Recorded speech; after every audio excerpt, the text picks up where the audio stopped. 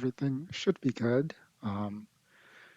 For the disc stream games review, um, 2024, I wanted to start out here with a little bit of Smash Flash 2, show off a little like tech or advanced knowledge, little tech, little knowledge, you know. Um, Also gives me some time at the start of the stream just to check that everything's running fine. So let me do that. Gonna want to go into training mode to show this off.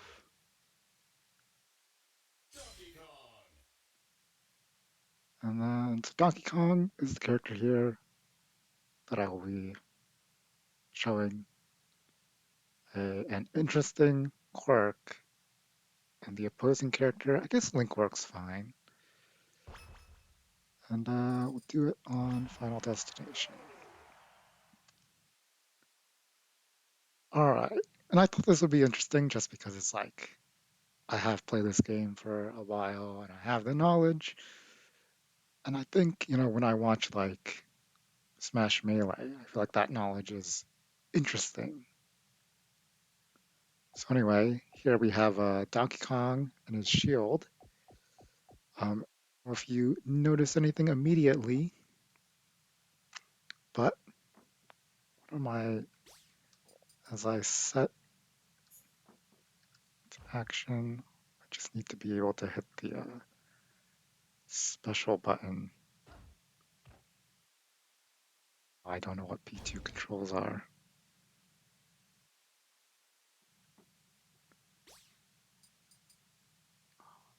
Gotta go back through it. Make sure I know. Special is number pad 2. Okay, I have to activate number pad. Go with Falco, because he actually has a very linear projectile here.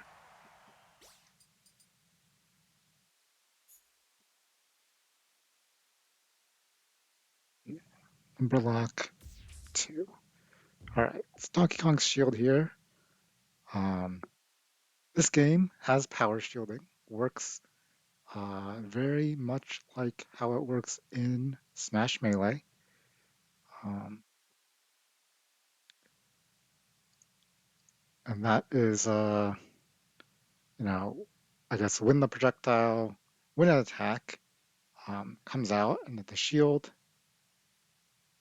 explaining this right, let's see, shielding is what you need to do to power shield, right? And if the shield comes out and there is an attack, as the shield comes out, it will be power shielded. And if that attack is a projectile, then it will be reflected, which is only the case in Melee for official games, is not the case in later games.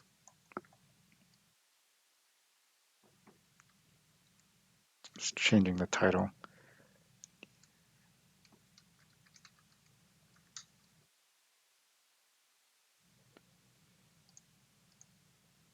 All right. So if I can show it here,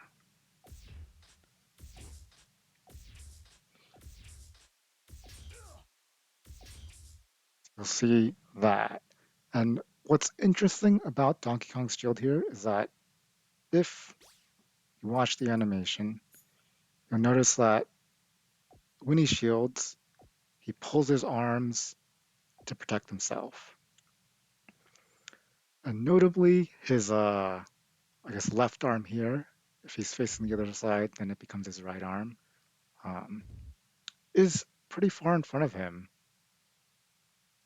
And then it's actually not even within the shield bubble until he pulls it in. And this creates a situation where some projectiles actually become essentially impossible to power shield. Falco's laser here is not the case. Oh, it's super slow now.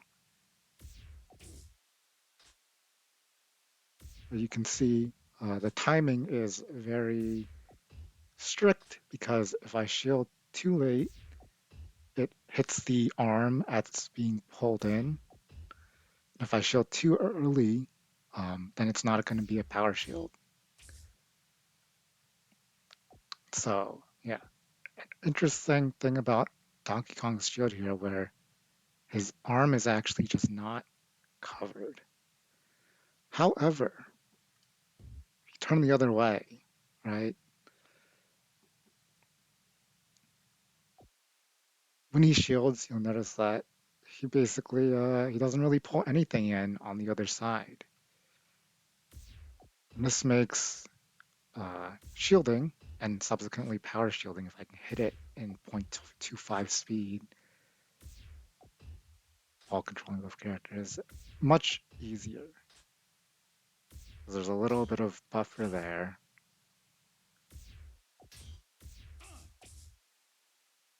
as opposed to in the front, which is a much stricter timing. Um, yeah, and for projectiles that are lower to the ground, and Donkey Kong's arm, being lower there is affected more. Um, Something like Mario's fireball travels across the ground, going to be even harder to power shield. Doing it backwards is,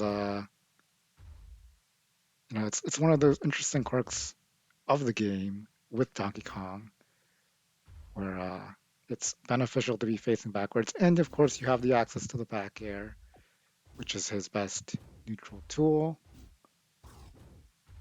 You can like shield, back air, shield, and so on. That's pretty much it for this one little thing. I think that maybe they could quote unquote fix this if they move the shield up a little bit or maybe make it a little bigger.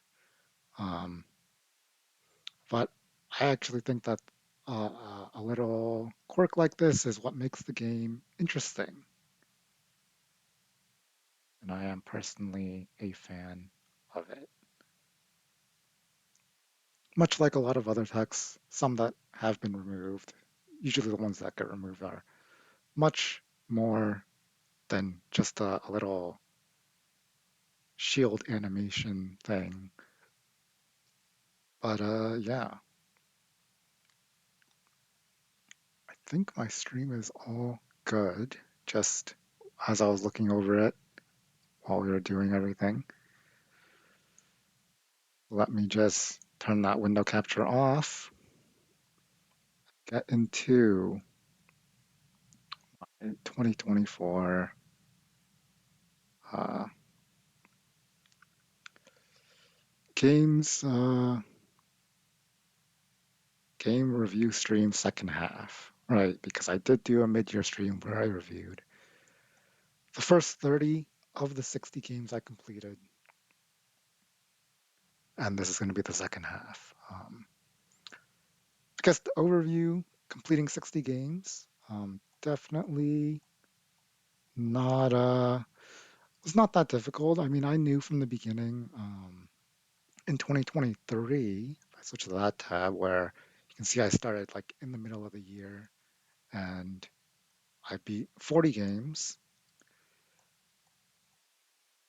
So reducing that number to try and play slightly longer games, um, which I did do. I still played a lot of very short games, but I did play, I would say more like 7 hour games and then more like 10 to 20 hour games as well, especially towards the end.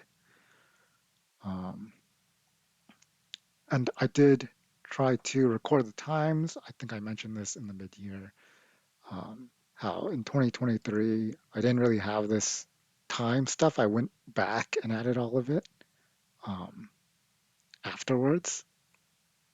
But now I've got this time thing, and I can see that of the games here, I spent, I guess, 587 hours playing video games this year, which is 6.68% of the year. I do have this thing here that says that 8 to 12 hours per week is roughly 5 to 7% of the year, which is reportedly the average. I did look this up pretty recently, and I saw an article that says that the new data indicates that the average has decreased, but the article didn't even say anything as to like what the new average was. So I guess we're just gonna stick to that. And um, it is interesting that to me that 60 games is in that 5 to 7% average. Although this figure it doesn't include the games I abandoned, which is just like a couple hours, not really much, but also like Death Stranding, which I did not finish, and any other games that I might have played that don't really count towards being a new game. Something like I played Rivals of Aether, one maybe like 10 hours to get 100% achievements. But at the same time, Poke Clicker here says 136 hours because that's what the in-game timer thing said. But that's a game where you play it for like 5 hours and then you let it run in the background for the remaining 130. So it's like I'm sure it balances out somehow. Before getting into reviewing all the games, I do want to talk about all the other stuff on this sheet. Let's see. First thing, Medium articles. That's a new thing. I wrote a bunch about gaming, about playing 60 games, sometimes other stuff. Uh, at least for me, I think it was pretty good. Do like once a month. I feel like I have uh, like a little writing hobby to do. Um, Not too much else to say about it.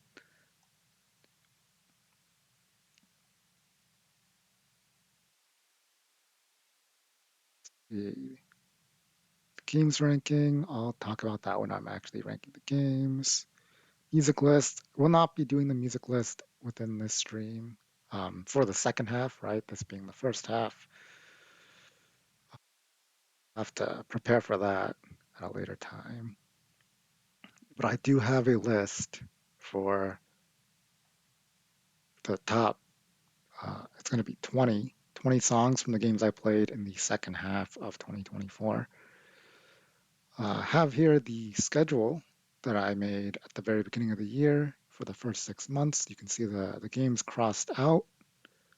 I did play, although I believe they don't always match up to the month. For example, you have April, Mutazione, and then if you scroll to here, Mutazione is end of June. But if I complete it within the 6 month period, it's crossed out. It's in italics if I moved it down to my second half. And the other ones, like the Tomb Raider trilogy, I just, after not playing it, I did not move it down. And you can see in the second half, you have things that are crossed out, and then the ones that I ended up not playing. Um, Various reasons, mostly due to, I never really planned to super follow the schedule. Just play what I enjoy. It's just sort of a guide for me. It's like, hey, these are the games you were thinking about playing. And then, especially towards the end here, where this was maybe the only point where I was maybe a about little worried about reaching 60 games. I was like, let me play 2 hour game, this game, I guess, for 1 hour, right? Make sure, for sure, that I do reach my goal of 60 here. And then let's see, On Hold and Abandoned are part of the games. Um, so I did want to talk about some other stuff on a different sheet. It is a sheet where I sort of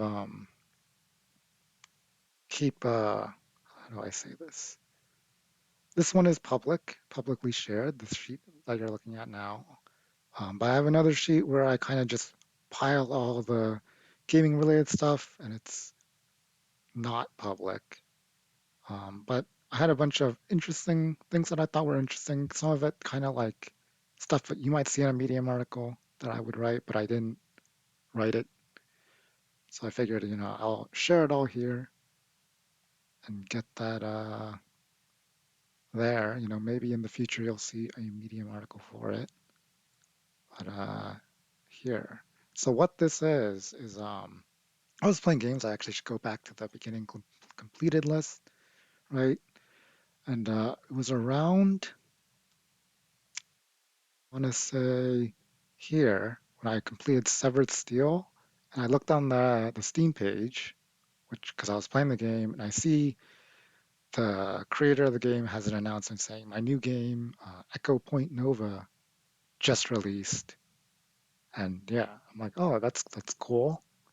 New game just released. And then I keep playing games, and I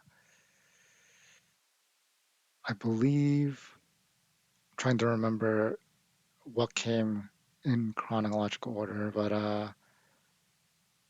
yeah, I kind of I see that, and I think like that's pretty cool. I know there's a new Doom set to come out. That's pretty cool. Um,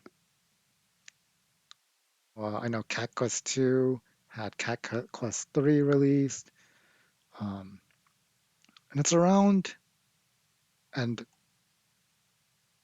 the Severed Steel one is like the one where I was thinking like, hey, that's a lot of it's kind of a lot of games that are coming out of the ones I played with something this year or announced this year to come out in the future. Um, but I'm not thinking too much about it until I play Mages of Mystralia. And I ended up looking at the Wikipedia page, look up a little about the game after I play it, and I see in August 2024, after being pretty much inactive since the release of their game in 2017, there they announced the sequel. I was like, huh, that's weird. Um, uh, and then in December, not these games, but in December, like first week of December, Moonlighter announces Moonlighter 2 is going to come out. Not, I believe they didn't set a release date, but they're like, yeah, we're working on Moonlighter 2, which is, I believe, since like it's like 2018 was when Moonlighter came out. It's on the sheet over there. Um, and then I was like, why did they, how does this keep happening? And what set me to actually go through and check all of these releases was um, at the very end of 2024, like literally like December 29th, 30th or something, Reciteer, a game that came out in Hello Max, a game that came out in 2007, and then you know, yeah, it came out in 2007. They announced the HD version is coming out in 2025. Or so I was like, now I have to check every game I played and see like, because it feels very coincidental. My sheet here of all the games that I played, I crossed out anything that released this year, as well as Poker Clicker, because that's a fake game. Um, and I listed here the year that they came out, and if they had something from that studio that came out in 2024, something that was announced in 2024, or something that was announced earlier and it's expected to come out um, in 2025 um, or later. Green for 2025, yellow here for no announced date. Um, and there's a decent amount of green here, right? You have Transistor Studio that makes it, what are they called? Supergiant has the Hades 2 Alpha come out in 2024. whoever made One Night Hot Springs had a game in 2024. Sonic Team, I feel like they put out a game every year though now. Um, Ape Out, it was a game by Gabe Castillo and Bennett Foddy. And Baby Steps is apparently their second ever collaboration. It's supposed to come out in 2025, although I believe they've been pretty quiet about it. Um, Cat Quest 3, I already mentioned that. The person who made Helltaker put out another game that I think is also free. Um, yeah. Some random games I played, Doors, Paradox, and Hidden Lands. Uh, they put out games this year. Um, person who made, yeah, Restateur HD. The person who made Farland Cells has their new game announced. So on, so on, so on. I highlighted Hi-Fi Rush in yellow because their studio was closed, and then along with a whole bunch of other studios, right? The Microsoft thing. And then this was the only studio that was brought back. I felt like that's kind of significant. What else? I mentioned Moonlighter 2, Echo Point Nova, the Mages of Australia sequel. And yeah. And so this here, the second one, where I removed all the crossed out games and just put a nice count here on the right, has 46 sort of unique games from unique developers. And of course, of them, 24 announced something, had something come out in 2024, had something announced in 2024, like the sequel to the game that they made, or what else? Has something that they've been announcing and they have a 2025 set release date. And that is 2026. I don't know. Either way, it's above 50%. Oh, it's the yellow that I don't have. That's what 26 out of 46 is. And I don't know because this is, sort of really the first time that I've played 60 games in a year. So I don't know if this is normal, but it feels like quite a bit to me to have 20, what was it, 24 games, 25, 26 if you announce, if you count this and the studio closure plus revival. Something happened in 2024 that is pretty notable uh, with all of these companies. And I did also, in this third one that you might have seen a little bit of, I was looking at their in-between releases. What if Doors Paradox is like just some shovelware company that puts out a game every year, which they are not. Um, but yeah, you have Transistor 2014, Pyre 2017, that's 3 years. 2020 for Hades, that's 3 years, and then 4 years for the Hades 2 Alpha. This person didn't make games for a couple of years, but has been putting out a game every year for the last 4 years. The Sonic team puts out a lot of games. Our last five releases are 2017, 2019, two in 2022, and then 2023. And you have this group where the game that I played and then the game that's 2024 is there's nothing for them in between. You got what, a 2 year gap, 3 year gap, 4 year gap, 5 year gap. I guess not too crazy. I mean, 2 years and 5 years is a pretty big difference though. But it's a just a nice range, I guess. You have Recettear, which they have a 2008 game and a 2013 game, 2013, and then Recettear HD is supposed to come out this year, 2025. There's some 2017, and then the next game is this year. So Brothers, A Tale of Two Sons remake, put out by the same people who made Last Day of June. Um, no games in between. This also applies to, because it applies to this one, but they announced this like 4 years ago. Um, Yeah, there's the Echoes in Australia. That one was crazy to me because I was like looking at their social media and it's like, yeah, they haven't tweeted for years. And then 2024 is the year that they come back and they're like, yeah, we have our second game ever, the sequel to our first game ever. Yep. So maybe I'll write like a medium thing on this. And but yeah, I don't really have much else to say. Just that it stood out to me, was very interesting. Of course, this is the reason I have to permanently, indefinitely delay my Hollow Knight playthrough because Silksong will not release, not on my watch. Um, Couple more sheets to look at before I get into the review. So let's see. I have it listed here in my 2025 tab. So let's see. Bad games release sheet 25 and awards. Okay. So bad games. This was a post I saw on Reddit called "What's a universally disliked game that you enjoyed?"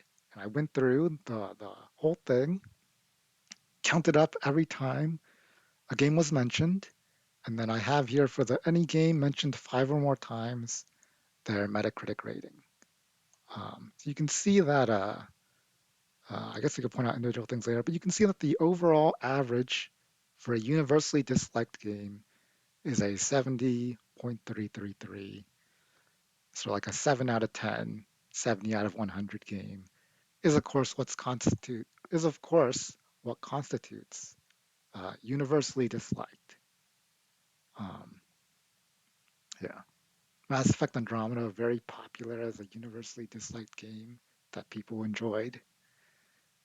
Then you have like Dark Souls with a 91 Metacritic. I'm not sure if this is like maybe like a retrospective Metacritic or something because I did try specifically for Cyberpunk 2077 and where's the other one? No Man's Sky to try and find their original released scores because those games have gotten a lot of updates since. Um, these look more like games the fans hated compared to critics. That's true. Yeah, you could argue that because like Starfield is a very recent example, easy to remember, did get an 85 Metacritic, which is pretty high, pretty good in the grand scheme of things, especially if you compare it to all these other games. Um, but there was definitely a lot of disappointment in that game. Um, it is interesting to me that of these games, the only ones below a 50 are Shadow the Hedgehog and Sonic 06. So it's like the two Sonic games get no respect from the critics.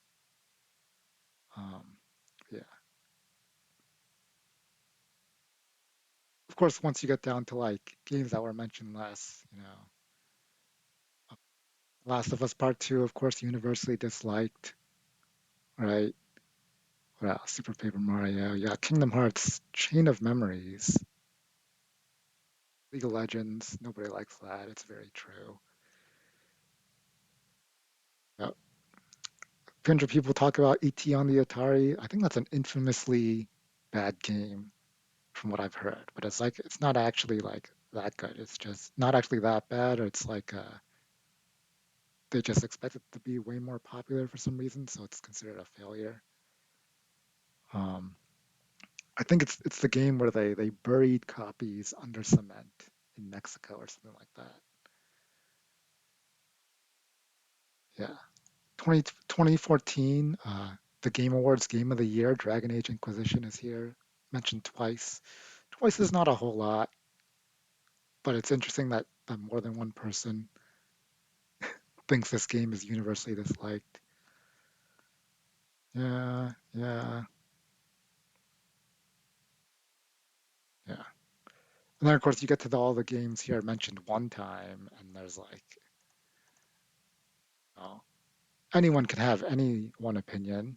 I don't know why Google Stadia was mentioned. I don't think that's a video game, but it is like a failure in the world of video games, I guess. Genshin Impact, Five Nights at Freddy's. Nobody liked any of those. That's very true. Alan Wake, not a good game, universally disliked. The Sub-Zero game, not sure what that's referring to. Yeah. Fable 2. I heard Fable 2 is like the best Fable, actually. But, that's not very good for the Fable series. Metacritic scores from games before 2010 are kind of insane sometimes if you go back and read those reviews. If you go and read those reviews, you go back and look at Ocarina of Time reviews, and it's like the gameplay was good, so were the graphics. 10 out of 10. Hmm. A simpler time if you think about it in that way. The gameplay and the graphics, that's all that matters. Yeah. Fez. I was not particularly a fan of Fez.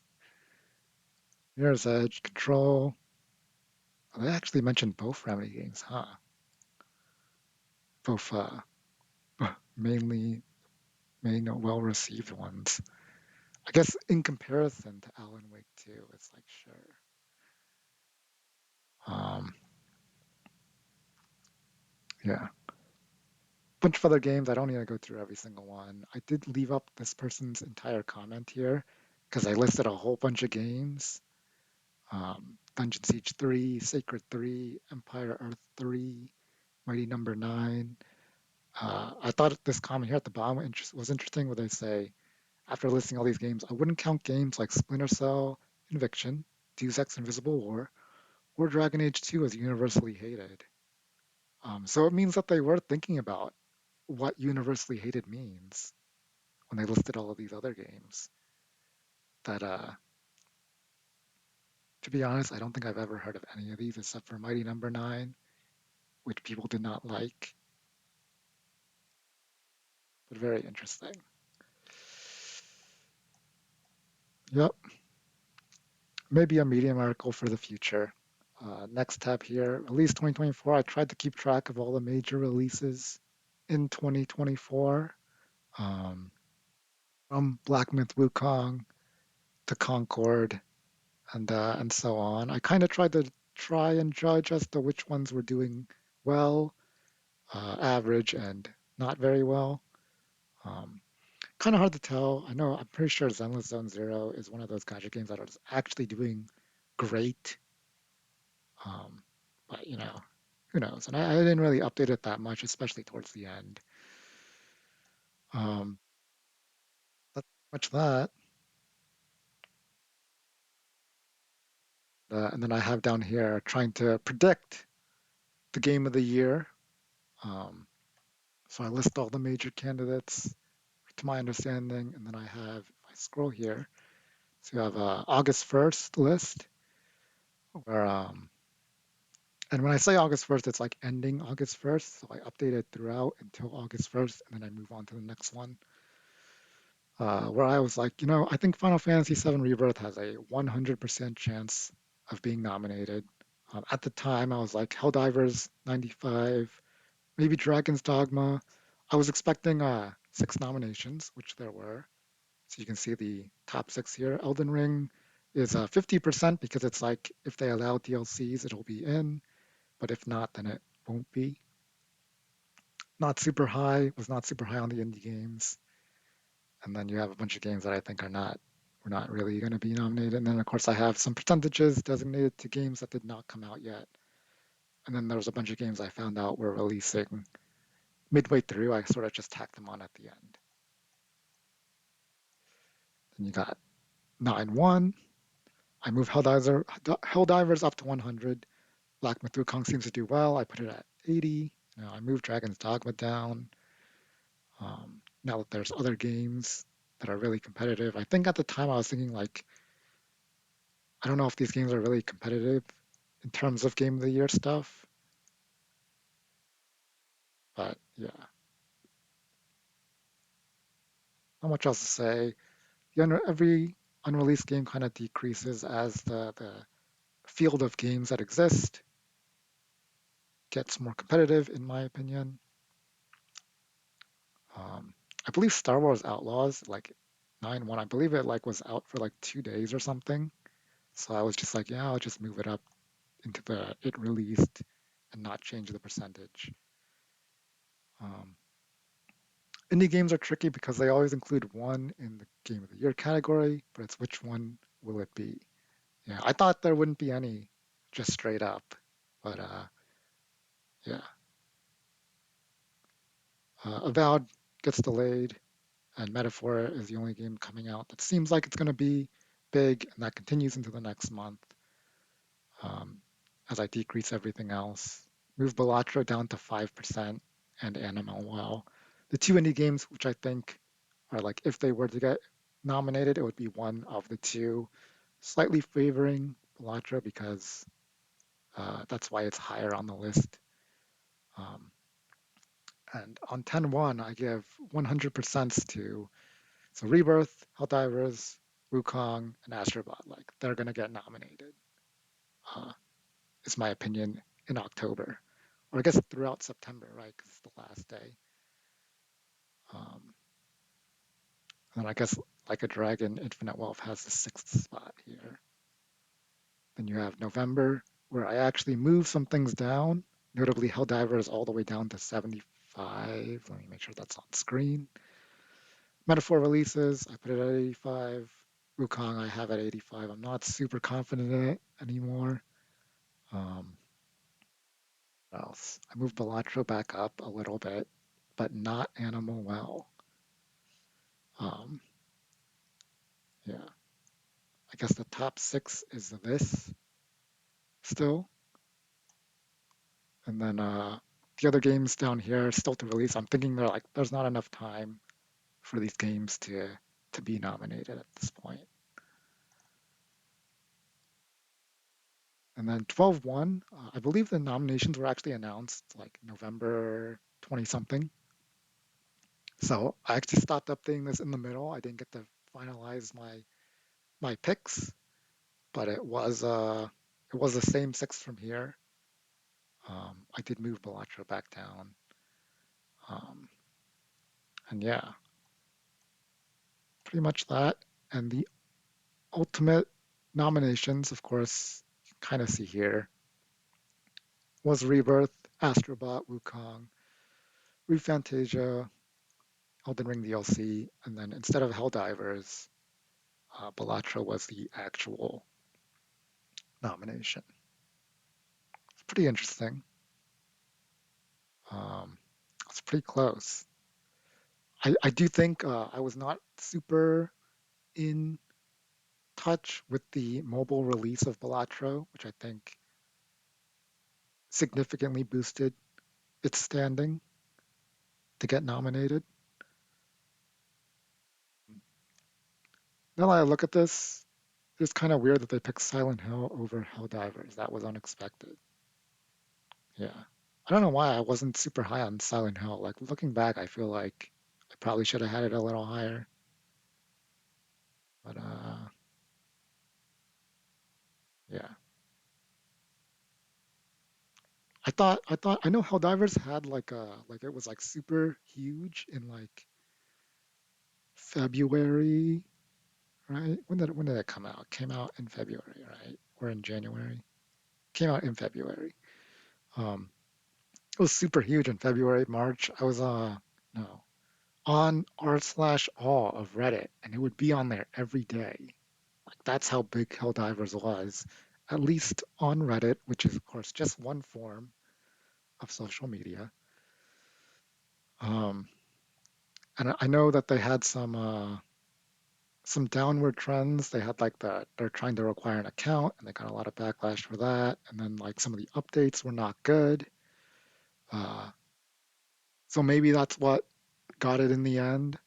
Although I do believe that the account thing is like not they didn't go through with it, and then they went and reverted a whole bunch of those updates that people disliked. Maybe not enough time to truly secure any nomination spots, though. But yeah, I was like, well, Helldivers, it's really people are talking about it. It seems like I can't really see it not getting nominated, but it didn't, and it didn't really get nominated in like most categories either. That's how it is. All right, next sheet 25. So this one was pretty interesting to me. I discovered the ZeniMax Microsoft leak here, where during the 2020, I think maybe it was 2021, during the Microsoft acquisition of the ZeniMax studios, of ZeniMax in general, I think as well. Um, there was a document for ZeniMax's, I guess, 5-year plan, and I went ahead. I was looking at that like that's really interesting, and I was matching it up to, of course, what actually happened. So you have Doom Eternal that comes out in 2020, Greymore that comes out in 2020. If I open up this, yeah, we can you can see that. I guess this is their image management forecast for fiscal year 2020 for 5 years. Um, I believe that because fiscal year sometimes is like June to July, but I believe ZeniMax was January to December, so just normal. Wastelanders released in 2020, Deathloop released a year later, a year delayed. Then you have Starfield released 2 years delayed. This expansion, which turned out to be Blackwood, releases on time. Redfall 2 years delayed. Doom Eternal DLC does come out on time.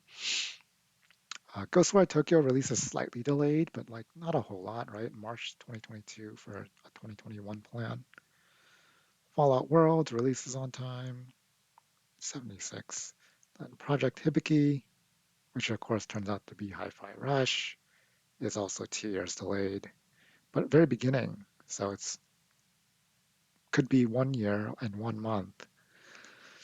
Um, but I guess the overview of this is like there's some things that release on time, but a lot of the big games are now all like 2 years delayed.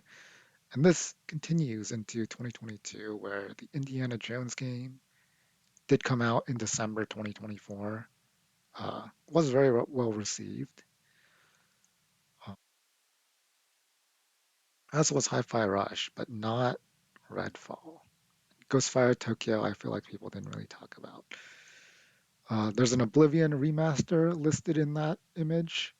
Was not released or announced, and there's actually a fan remaster that came out. So it's like it's kind of weird if they announce it now. Elder Scrolls expansion releases on time. The Starfield DLC is technically 2 years late, but like relative to Starfield, it releases on time. 2023, you have Doom: The Dark Ages, which is announced, 2025 on that 2 year delay. And then from there it's kind of like there's stuff that's not really confirmed, right? You have Project Kestrel, not released or announced. Remedy Entertainment, which is Alan Wake in Control, also had a Project Kestrel. So if you search Project Kestrel, it will say like Remedy cancels Project Kestrel. But I believe this is Microsoft. This is different, and it has not been announced. But it is in the image here for 2023. It does here have a expansion, so maybe it's similar to Elder Scrolls Online. If it does actually turn out to be real, because at this point it's like as you get later in the things, maybe it's no longer in the plans. Then there's this Project Platinum, not released or announced. Since it doesn't have a name, I feel like it's maybe similar. Like both of these are probably something like Hi-Fi Rush, or maybe Ghostwire Tokyo would have been like Project something else before it became Ghostwire Tokyo. Yeah, as opposed to something like this is actually Wolfenstein 3 or Dishonored 3, which Dishonored 3 is here. Um, but yeah, you have Elder Scrolls 6, which was announced for 2026 or later. part of that 2 year delay. Expansion, licensed IP game. They have a studio that actually is confirmed to be working on a Marvel Blade game. So maybe that's what this is. And the expansion comes out on time for Elder Scrolls, and then you have a bunch of things that are like interesting to look at. Um, Remastered, they did not announce, but these two in particular, because Ghostwire Tokyo is a game developed by Tango Gameworks, right? Hi-Fi Rush, Ghostwire Tokyo, Evil Within, was one of the studios closed by Microsoft, was the only one to actually survive and return under a different company, different overseer.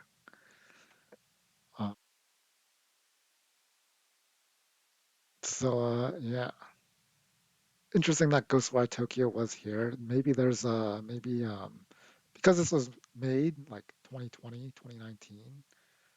Maybe they expected Ghostwire Tokyo to be a bit bigger, and then they released the sequel. So I wonder if this will ever actually come to exist. Microsoft could always have a different studio work on it. They do still own the IP. They only sold Hi-Fi Rush IP to Crafton. And I remember reading an article where like I feel like ultimately it's really just like corporate speak, but it's like we would like to continue, forms of partnership with Tango Gameworks if possible. Um, Maybe that could mean that they're still considering a Ghostwire Tokyo sequel. And then Dishonored 3 is interesting because another one of the studios that were closed was Arcane Austin, um, presumably due to the lack of success of Redfall. Um, but they are the studio, or at least one half of the teams that make Dishonored, 1 and 2, the other being Arcane Lion, which does still exist. I think Marvel Blade that's their game. So it's like does bring up into question what's going to happen to this Dishonored 3 plan, where it's way in the future before they probably even start development, and they closed the studio. Microsoft did at least. But yeah, not much else to say about that. Further down here, I was just looking at the player's voice for the Game Awards, just seeing what won. In bold, you have everything that was nominated for the actual game award at the Game Awards, and then it's colored in yellow for the actual winner. Yeah, Astrobot, the worst player's voice performer. Most of the time, well, actually 50% of the time, a game that is not nominated ends up winning. Halo Infinite, which I remember that was controversial because it was early access or something like that. Genshin Impact, which of course released years ago. Um, yeah, definitely interesting to look at. I feel like I made this because I couldn't find this information anywhere else. So now I have it here. At the very least, the full list of nominations. Yep. It is funny to look at the winners, and I do remember Jeff Keighley, the guy who hosts the Game Awards, has mentioned that these results only reinforces his opinion that the game of the year should not be left up to the public. All right, last sheet, and then I get to actually reviewing games. This is my award thing because the Game Awards is not the only awards show. And I was just sort of like, what wins all the game stuff? You have the Game Awards, but you also have the DICE Awards, the Game Developers Choice Awards, the BAFTA Game Awards, the New York Game Awards, the Japan Game Awards, and the Golden Joystick. So I have a sheet kind of listing them all. Sometimes the years don't match up because they hold them on weird dates. Like Japan, I think they hosted theirs in like August this year, so that's like kind of in the middle of the year. Um, why Tears of the Kingdom one, I guess. But yeah, and you can see here the game that won the most. Resident Evil 4 has a Famitsu Award, which is a not a award show, but it's a I guess a highly regarded magazine for video games from Japan. Yeah, the Golden Joystick is the popularity contest ones. You can see like in the years where it's very debatable, they pick the big franchise Resident Evil, Fortnite, Dark Souls, lots of GTA, and Elder Scrolls. Untitled Goose Game for 2019, already for that. Yeah, went to Sekiro for the Game Awards, which is the most commercialized one, but the Dice and Game Dev's choice. And both went with Untitled Goose Game to give it 2 out of 7. Yeah. Dice Awards, I feel like, is the most like tends to line up with uh, what ends up being the sort of aggregate top one. That's why there's a lot of green here. Um, in a lot of cases, it becomes the one that's like I guess the number two right here. They're all unique, and then Dice Awards goes Untitled Goose Game. Here they go with It Takes Two to give It Takes Two 2 out of 7. Um, yeah, all of these here are American, and the New York one as well. The BAFTAs are of course British, and I feel like maybe that's why there's a bit more white, sort of unique ones where they go with Vampire Survivors, Returnal, Outer Wilds, Edith Finch. Some interesting games. Uh, of which, other than Returnal, which I don't really know anything about, I've heard a lot of good things about Vampire Survivors and Outer Wilds, and I thought Edith Finch was really good. Um, something I did play like 2019, I think. I don't know what I would have picked for that year. Maybe Devil May Cry 5. Oh, yeah.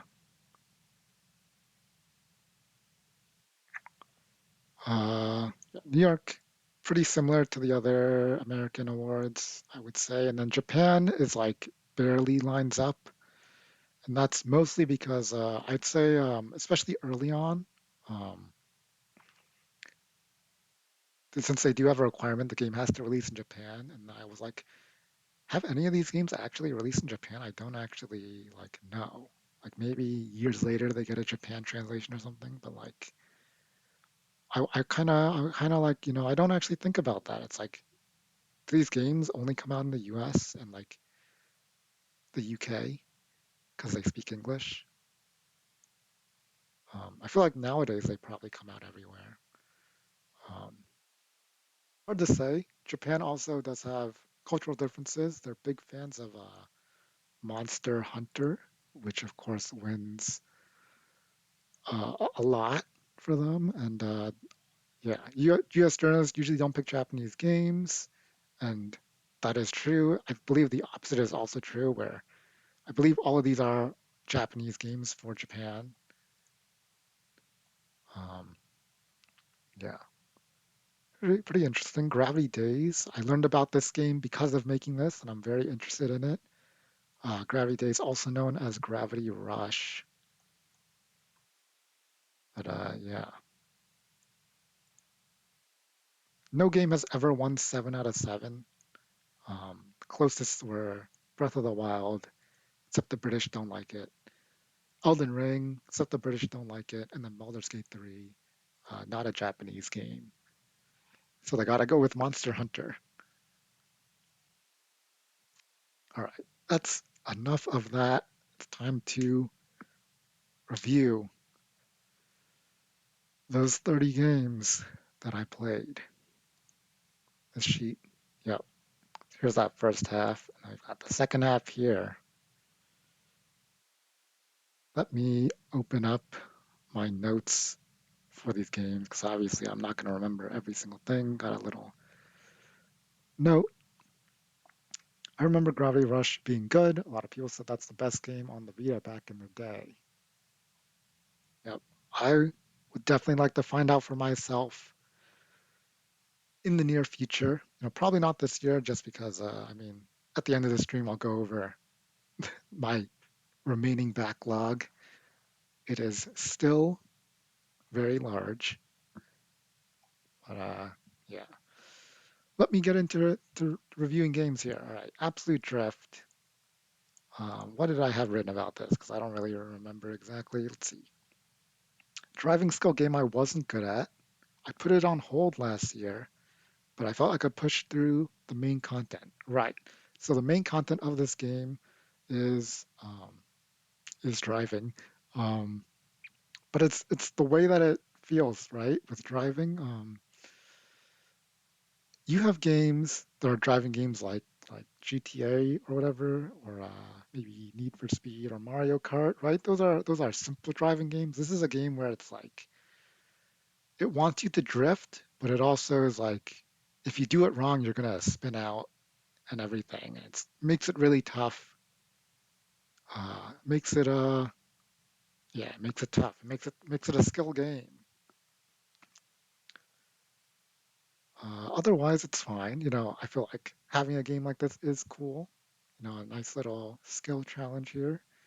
You drive around and complete little like drift around this pole, um, whatever, and then you unlock the next stage.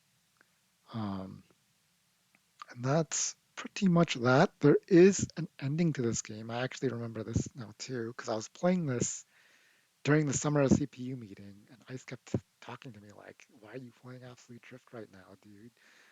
Um,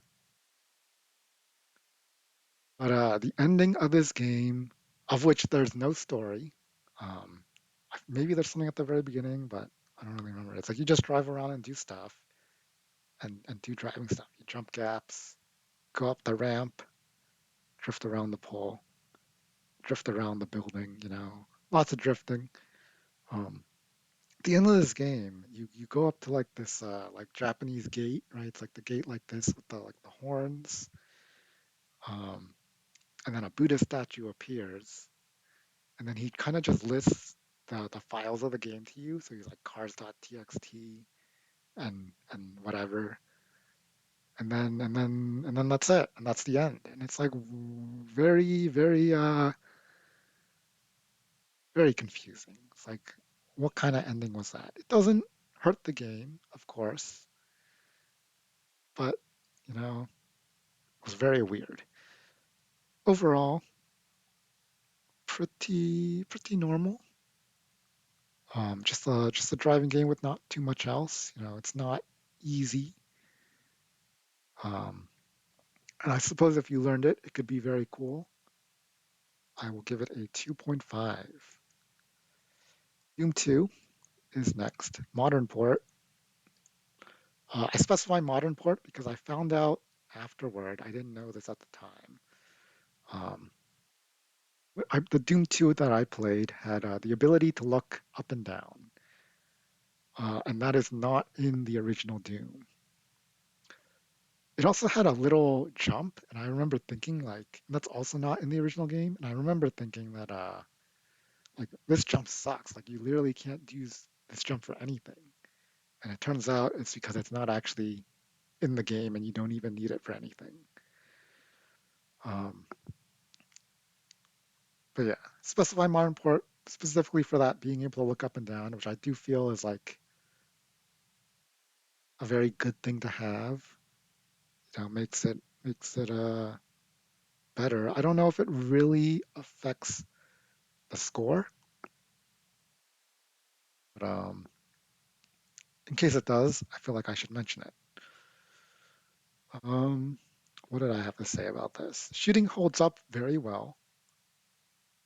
That is true. The shooting is still very good in this game, especially for how old that it is. It's impressive. Um, the level design can get kind of maze-like, which isn't the greatest. Yes. So I'd say early on this doesn't really happen. You can go through the level. As you get further in, there's like a lot of like find this key, find this switch, and some of them are fine, and then some of them are like not fine. Um, uh, yeah, trying to think if there's anything else. I think yeah, the shooting is what's the best in this game.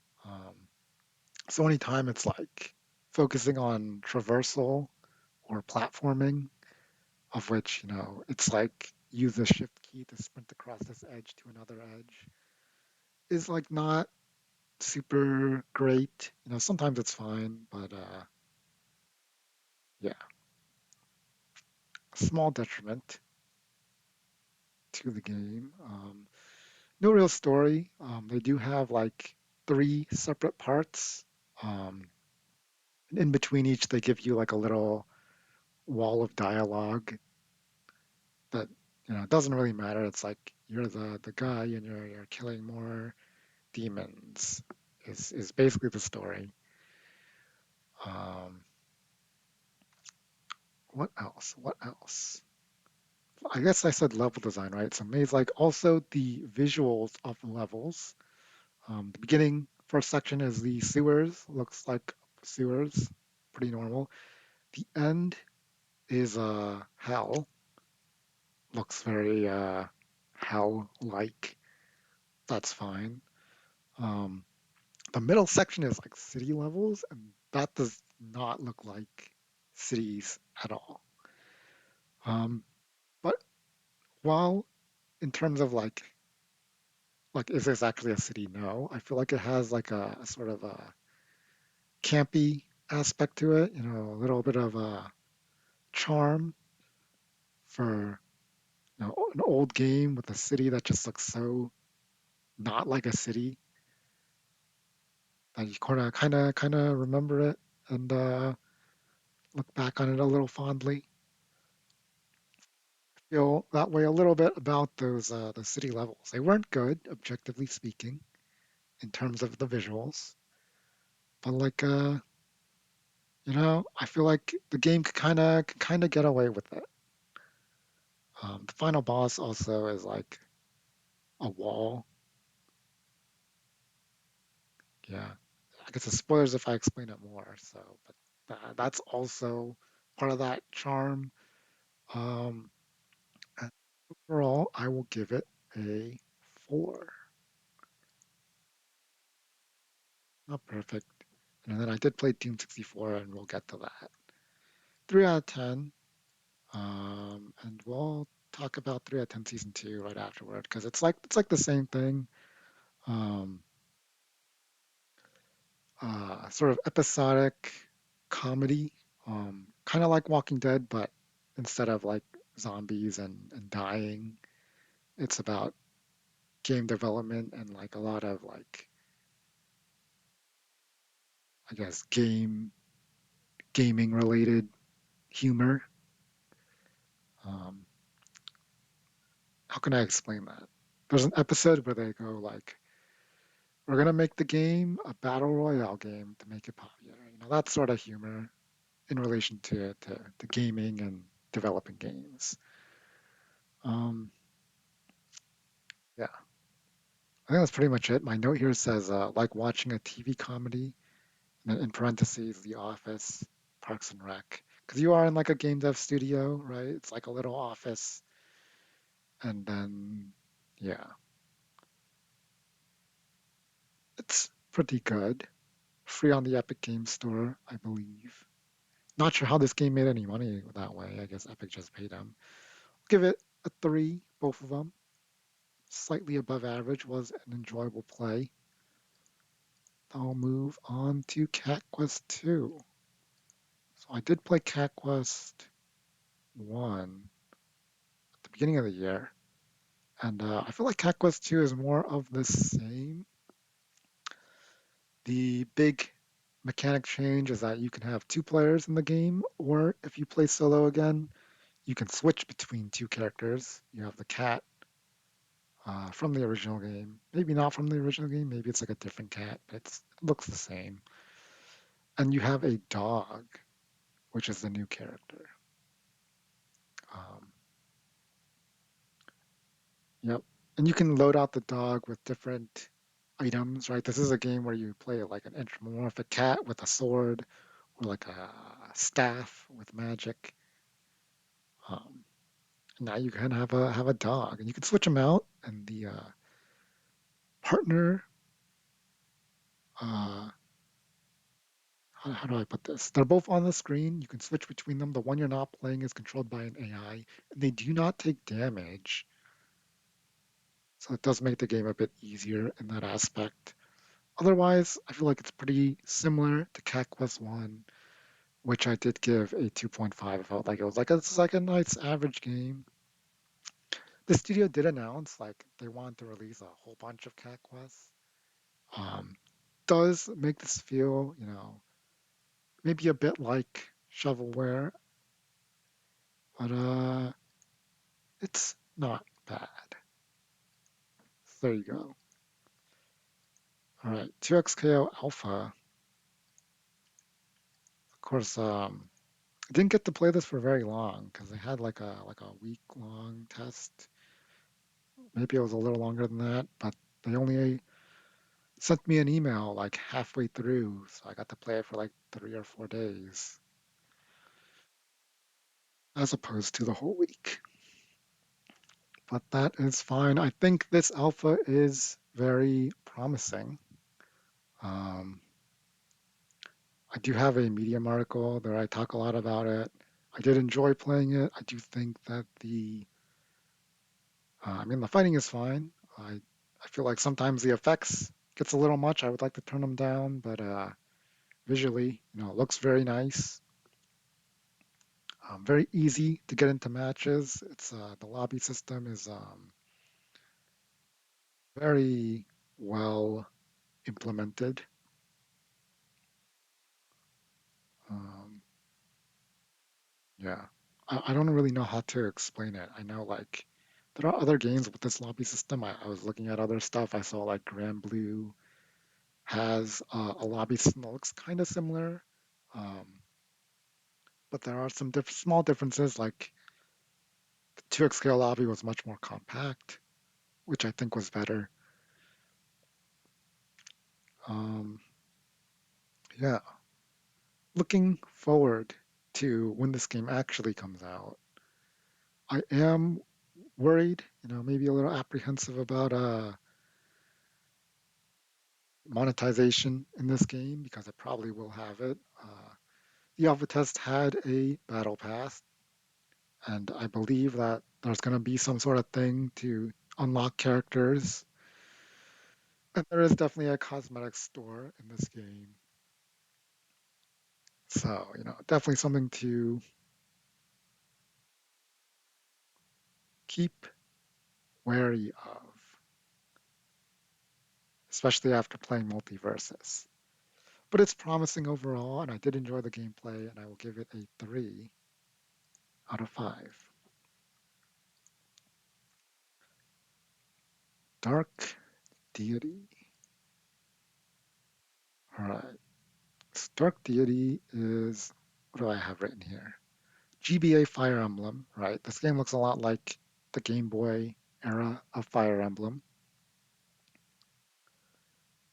Definitely seeks out to emulate that style. I believe the creator of the game originally started out as a Game Boy Fire Emblem like ROM hack person, and then was like, I want to make a full unique game now, and they successfully crowdfunded it and whatever, and here it is.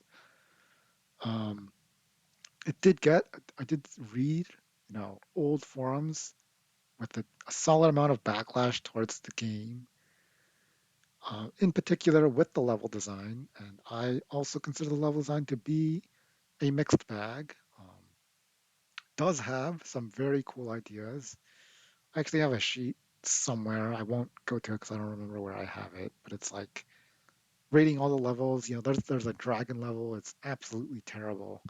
Um, there's this one level where there's like a river up the left side that has slower movement. And then the right side, there's like this big zigzag path with normal movement. And then so you're like splitting up your units as one slowly moves up the river and the other sort of zigzag. And that was like really cool, in my opinion. Really good level design for that level. Um, this game did get a pretty major update a couple months into the release, uh, trying to address some of those level issues. So I believe there was one level that was like universally considered the worst level at the time because it was a big empty square with a ton of units. Um, that stage is not in the game, at least the version that I played. It was instead, they added a bunch of houses to it. They didn't have so many units. Like it was like a huge wall of units I saw in the original. And they also give you like a notification about how um, I guess the win requirements of the level because they were a little unclear in the original. People dislike that as well.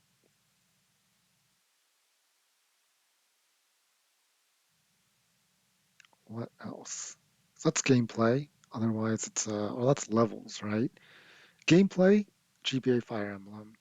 There is no weapon durability, and instead they have like every character has like four weapon types.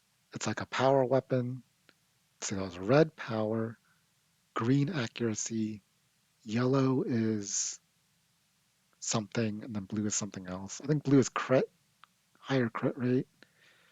Yellow, maybe yellow is balanced.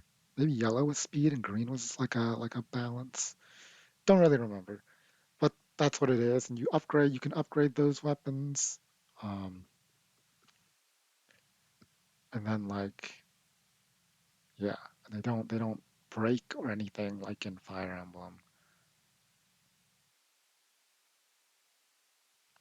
Uh, yeah, I don't think I have anything like I wouldn't say it's like an amazing mechanic, but it's definitely not a bad one. It is simply different from what Fire Emblem did, and that's fine.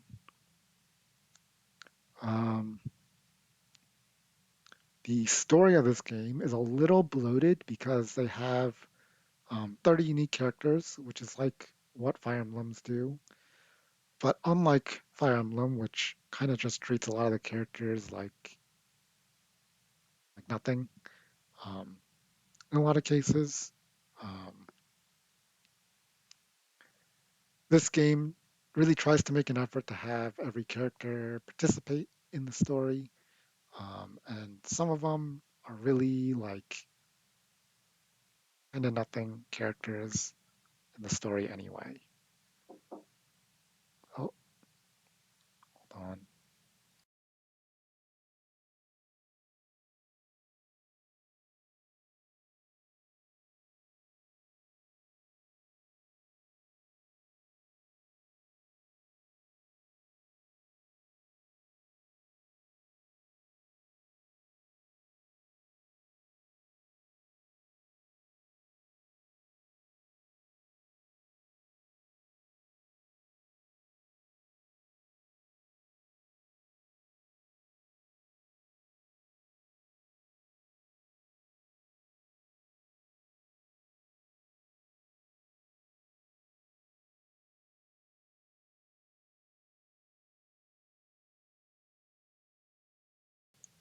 Okay, where was I? Story, kind of bloated. There's characters like Benji.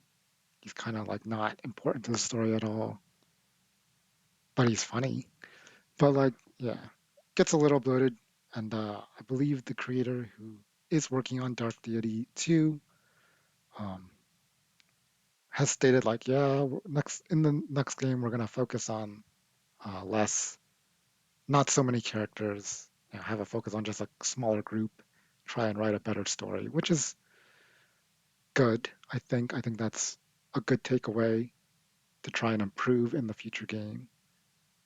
Um, but yeah, and this game does have voice acting for every character, um, though, which is nice to have. Not much else to say about it. It is a tactics game, so I did enjoy it, and I will give it a 4. The Big Con. Uh, let's see. Point and click type of game, and then in parentheses might be WASD movement, so I don't remember. Um, Fine. Even in my notes, I don't remember.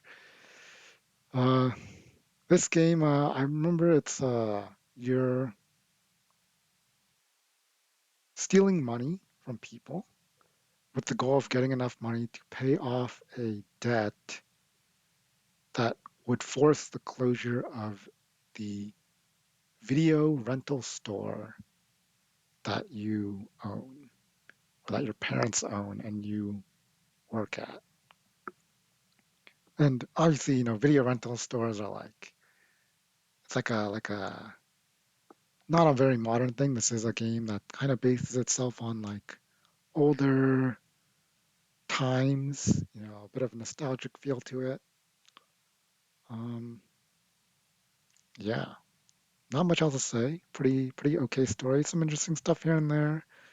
The girl has a ghost hallucination that follows her around, the main character, whose name I don't remember. Da-da-da. They say it in the theme song, which this game has. Da-da-da-da-da-da. I can't remember the name. It's okay. 2.5. It was okay. All right. Hi-Fi Rush. Where do I start here? Let's start with the. So I actually haven't mentioned this at all, but this was a club game, and I think I haven't mentioned this at all because none of these other games are actually club games. Yeah, this is the first one of this group.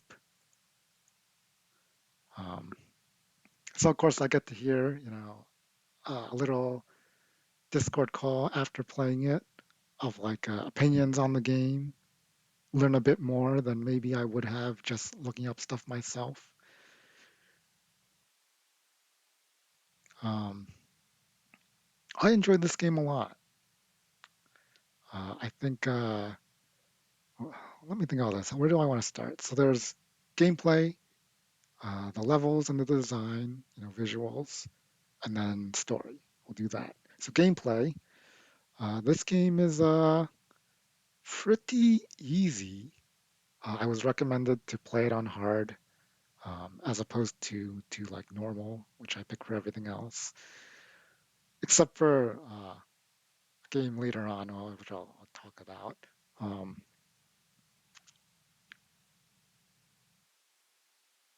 I lost my train of thought. The game is pretty easy, and Max here has talked about how like you can kind of just parry everything and sit in the corner.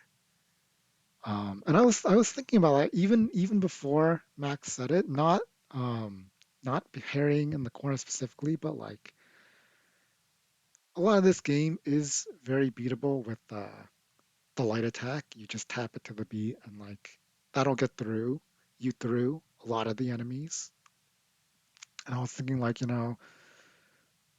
probably someone online is gonna have a complaint like this, and I go online and I see, yep, there's a person who's like, yeah, you can just mash the one button and do that.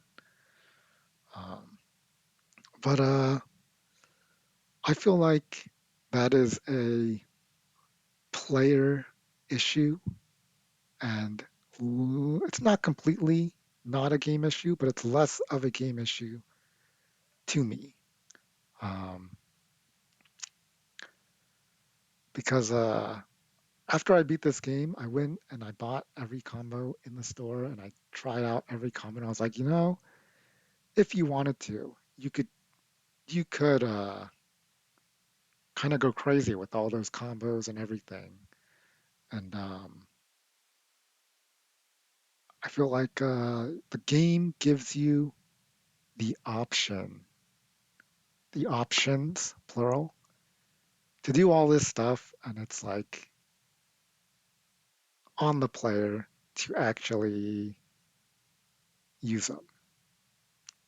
Um, and to some extent, it's like maybe it'd be better if they did that, if they sort of forced the player more to use some of those options, like they do with like making a parry a pretty big deal and stuff like that. But yeah, I feel like it's like they give you that option to play, um, the corner and just parry if you want, or you don't have to do that. And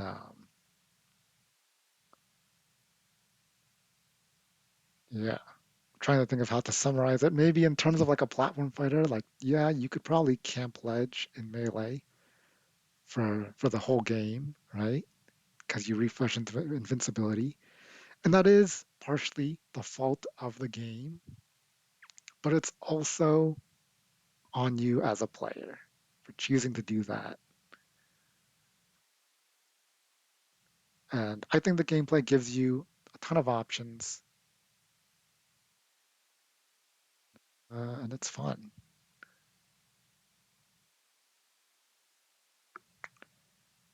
Yeah.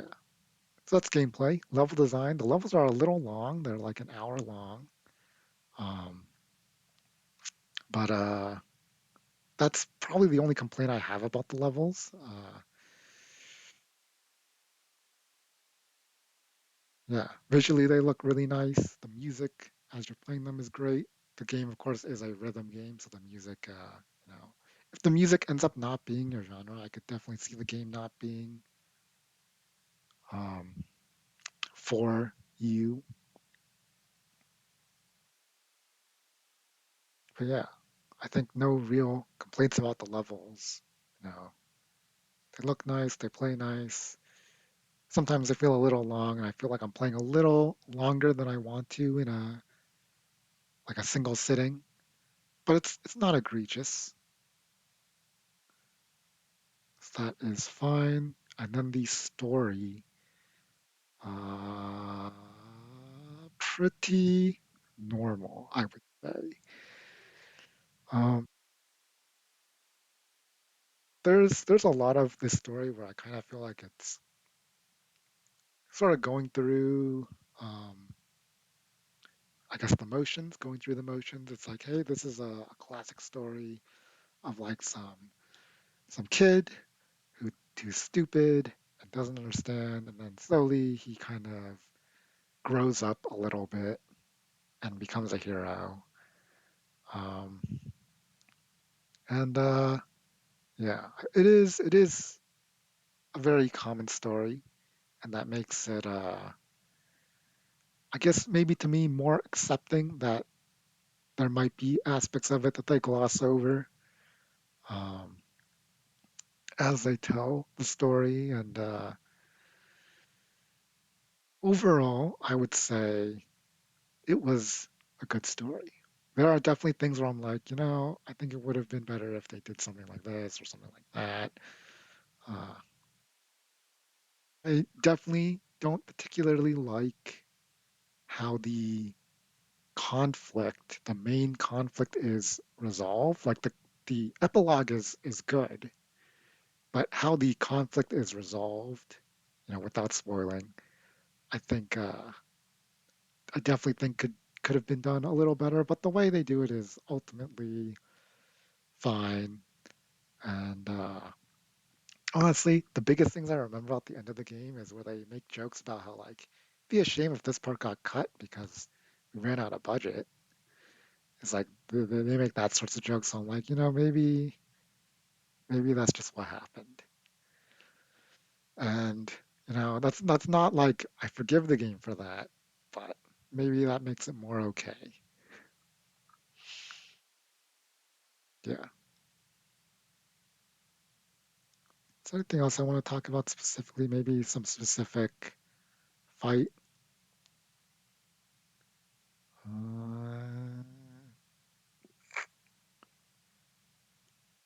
don't know.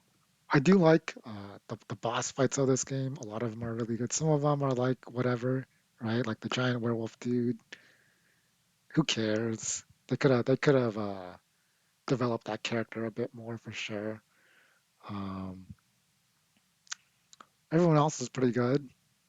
I did like the parry fight against Corsica, and then the very first fight against the giant robot is nice. Um, I feel like they could have done that one a little later, but it's like a nice statement boss fight. Like here's the big robot. Very cool. Yep. And I will give it a 5 out of 5. Overall, very good. Some flaws, right? I wouldn't say it's like a 10 out of 10, right? If we're extrapolating to a 10 scale, right? But I enjoyed it a lot. I definitely am interested in, whenever they announce that like it's like heavily implied they're working on Hi-Fi Rush 2, um, or at least they are going to be. Definitely interested in that. Super hot. Super hot. Yeah, the only thing I have written here is the most innovative shooter I've played in years, which of course is a direct quote from the game. Um, yeah, this game, honestly, the gameplay is like, I feel like when you load in, it's like you're playing, you're like, I was typing that out. Yeah, yeah. I mean, it really is. I do feel like playing the game. I load in, I play the game. It's like moving as as moving moves time forward is like it's like so genius that you're like surprised that this is like the only game that really does it. Like how is this one the only one and there's not like 50 different types of super hot out on the market because it's like it's really good. Um,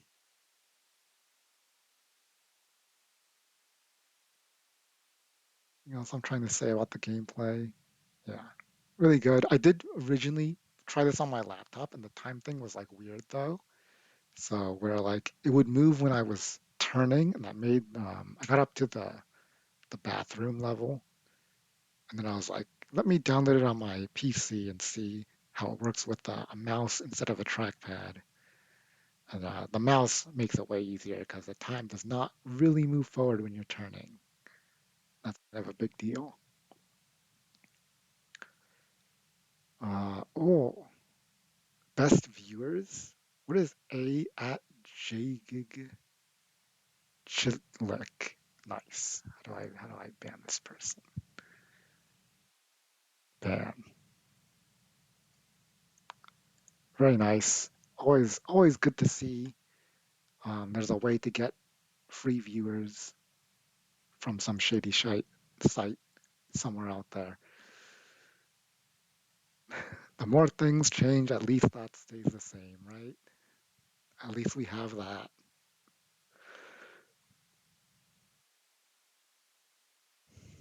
Do I have anything else to say about Super Hot's gameplay? Yeah. No, I don't. The only thing is maybe it's hard to copy, like there's a lot of talk in gaming stuff about how like, everything's a farm sim for the last year or something, right? And I think now it's like there's too many Souls-like games or something like that. Um, how come not this one? Is it too hard to make? Very unfortunate. The story is actually very interesting too. Uh, you know, which is why, of course, I remember that one quote. most innovative shooter. Just want to get back into the game. It's like very meta, but yeah, it's a much more interesting story than I expected for sure. Um, I don't really want to spoil it or anything for anyone who hasn't played it, but yeah, this is absolutely one of those games. I'm gonna give it a 4 out of 5. It's one of those games when I think about rating, I feel like if you were to make a top 50 like indie games of all time, it would probably be like on the list.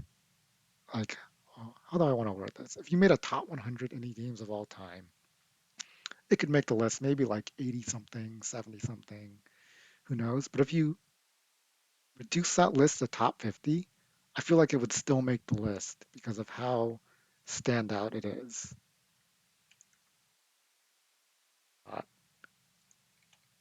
Uh, the Vagrant. I actually don't have notes for this because I couldn't remember anything about this game.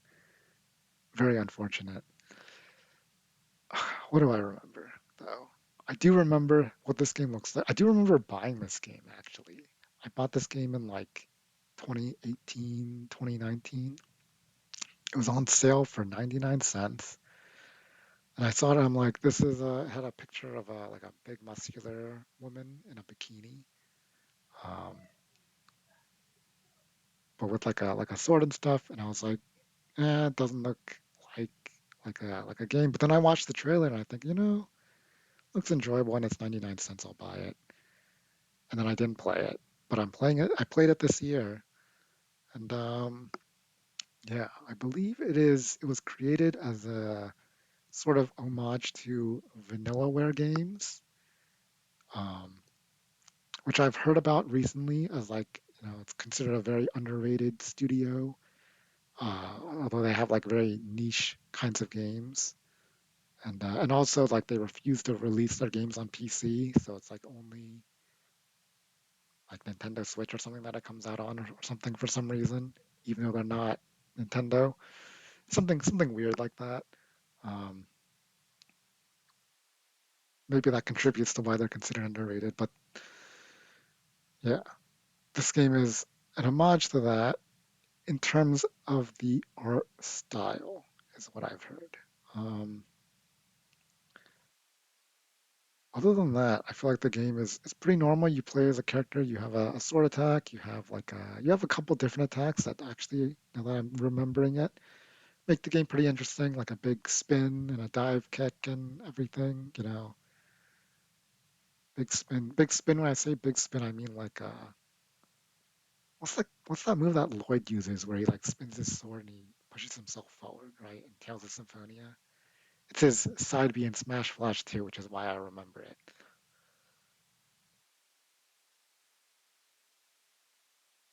Yeah, I don't remember the name. Actually, I have Smash Flash 2 open. I'm gonna pick Lloyd real quick, see if he says the name when he uses the move. Tempest. Yeah, Tempest. Good move. Um,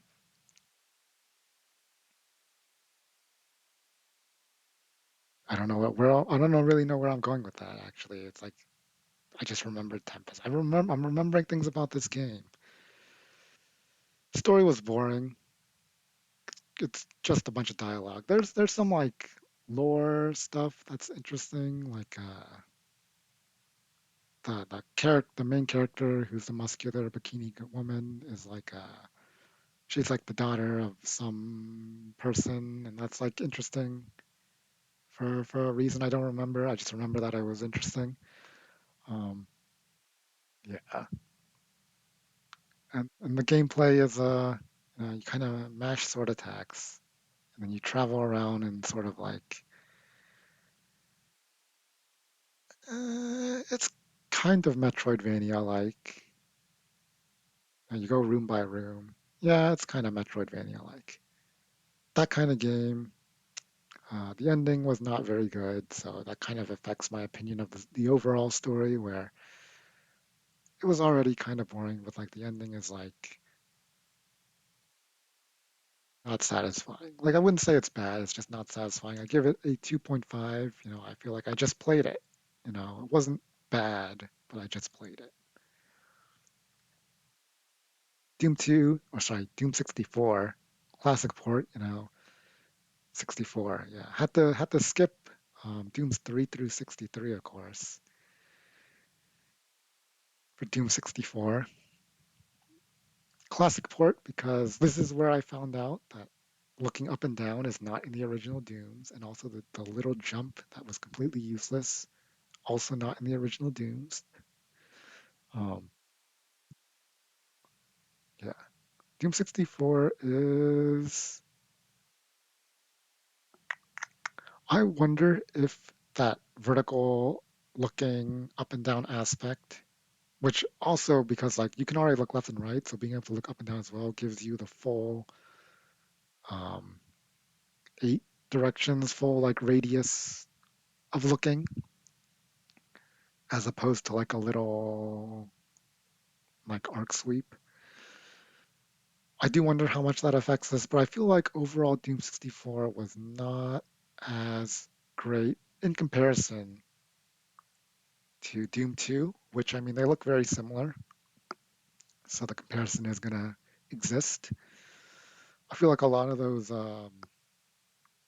weird sort of find the key in this specific spot and kind of it's like kind of maze like continues to exist in this game.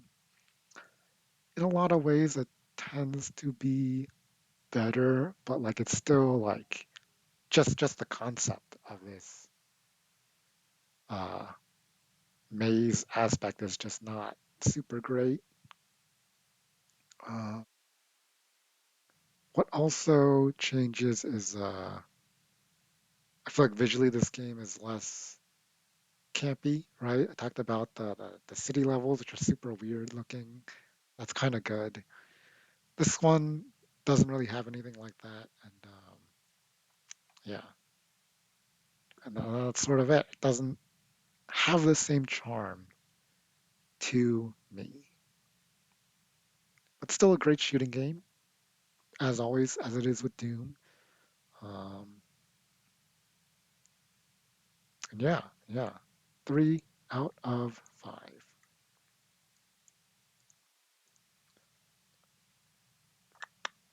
Moonlighter. So I had played Recettear earlier this year, and so I was like, I'll also play Moonlighter, kind of get a comparison there. It's, I would say they're really not similar at all. Recettear, you play that game for the dialogue, the sort of happy-go-lucky Recette and the characters she meets. This game, the protagonist is silent, and the characters kind of don't really say anything that interesting. The NPCs. Uh, as a result of the whole dialogue thing, the store really becomes the heart of Recettear. While in Moonlighter, it's like a side thing. Really, this game is like a dungeon crawler, sort of like Binding of Isaac, I guess. Right? You go room by room, right? And it's visually styled in that same way. Like I said, room by room for the Vagrant, but that game is like a 2D platformer almost type of visual style. This game looks like a Binding of Isaac skin almost. In some ways, not really, but in some ways. That's fine. It still plays pretty nice. Um, and think. I feel like I played the game and it was fine. It's cool to go in the dungeons, but I would have liked more rest here. I think is what I was looking for. More shop, more dialogue, more story. This game, has a story. that I didn't really think was it was kind of interesting, right? The whole like portals to another world with aliens is basically the story. It's kind of interesting. Um, Honestly, the one thing I really remember about this game is when I saw images of it, I see the guy has white hair, and for some reason the term like moonlighter always felt to me like some old guy. He's like running a store, and then he's secretly a dungeon adventurer at night. Um, but actually, the protagonist is a young guy who just happens to have white hair, and I don't know. I feel like I didn't like that. Like that doesn't affect my score, but I wanted it to be like an old guy for some reason. And that's really what I remember about this game. But yeah, gameplay was fine. I would have liked more from it, and I mean in every aspect, right? Gameplay and story, but like what it had was still pretty good, and I will give it a 30. 10 p.m. How much do I have? Decent amount. All right, Severed Steel is a movement-based first-person shooter type of game. Um, what else? What else? What else? So yeah, first-person shooter. A lot of movement. You can like run on walls. You can like slide under whatever, right? You have like big jumps. And a lot of the environments are destructible. So you can like shoot through walls. You get a cannon upgrade partway through. You can shoot big holes and then jump through the hole. Um, yeah. I mentioned before how I play a lot of games on normal usually, except for Hi-Fi Rush. This game I played on the easiest difficulty because after starting it on normal and playing, a couple levels, I discovered that the easiest difficulty gives you infinite slow-mo, which the other ones don't. And I was like, infinite slow-mo is just like, I think that's super cool. So I just want to do that. Um, yeah, this game also has slow-mo, limited if you play on the higher difficulties, but it's infinite on the easiest, which I like. I really like the infinite slow-mo. Um, that's pretty much it for the gameplay, right? It's pretty cool. You get to move around, you get to shoot things. There's slow-mo, and I'm a fan of it. The story is has some interesting stuff. I feel like it's not it was a little confusing because it's mostly like silent cutscenes. Uh, so it's like open to interpretation, and I wasn't really like looking in depth into like what does this mean or anything. But there was like the scenes were interesting.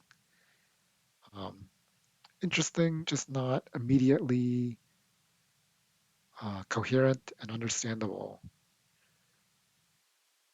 Um, Yeah. I forget if this game has an ending at all, to be honest. A 3.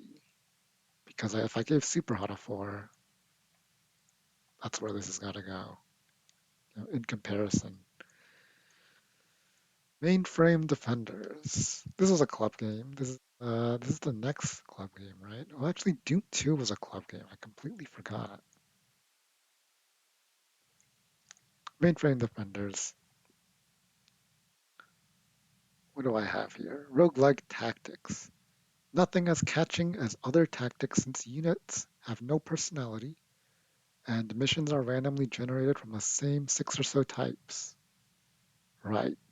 So when I say units have no personality, it's like tactics games like Fire Emblem, right? Those units do have personality. Dark Deity, which I just played, has every character voice acted. This game has like little tanks, basically. Um, the premise of this game is your computer program, I guess, or you're coding a computer program that's fighting viruses. in the main frame. That's why you're a mainframe defender. Um, yeah. So yeah, sort of lacks that story. Or sorry, not story. Like character development and world building kind of thing as much as other tactics games that I've played. Um, I also have here good at the roguelike aspect of building your combo, if I remember correctly. Uh, yeah. I mean, roguelikes are kind of like there's some RNG to getting certain items, and the items will meld together in certain ways to form a combo. And I believe this game has that aspect done well. Trying to remember any, specific examples, but I don't think it's coming to me. There was a heat aspect where it's like you have to maintain every shot you take adds heat to your unit, and then like if you overheat, you'll take damage. And then there's like an item that like I think there's an item that does something based on what your heat is, and then of course you have a bunch of like heat management items to make some sort of combo. I think and stuff like that. What else? Maybe has story content in the form of emails, right? When I beat this game, I got there was like an email log and it looked like some sort of story thing and it was kind of interesting to get like a story through an email, right? Uh, but it was just one email, it didn't really lead anywhere, and I would imagine that if I wanted more emails, I would have to complete another run. And that's kind of hard to do because um, most roguelikes, a run is like an hour, 2 hours, not that bad.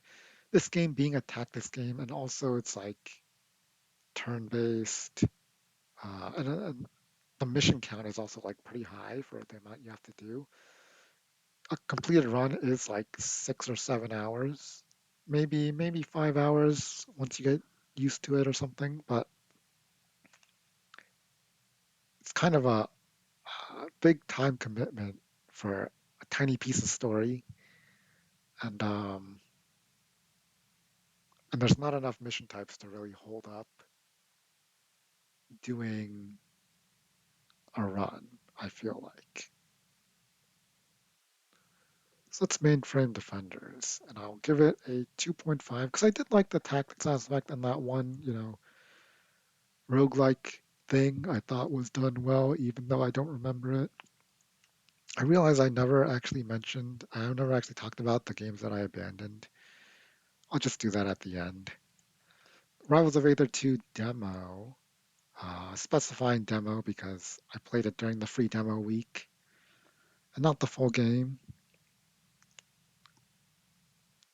I've also talked about this a little bit elsewhere.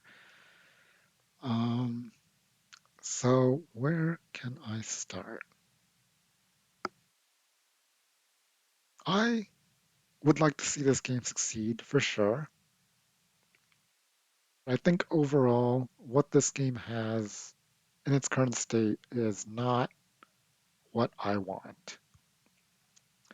I do still think it's an overall, one of the better platform fighters released in like the last 10 years, right? You have like Smash, 3DS Wii U, you have Smash Ultimate, Rivals 1,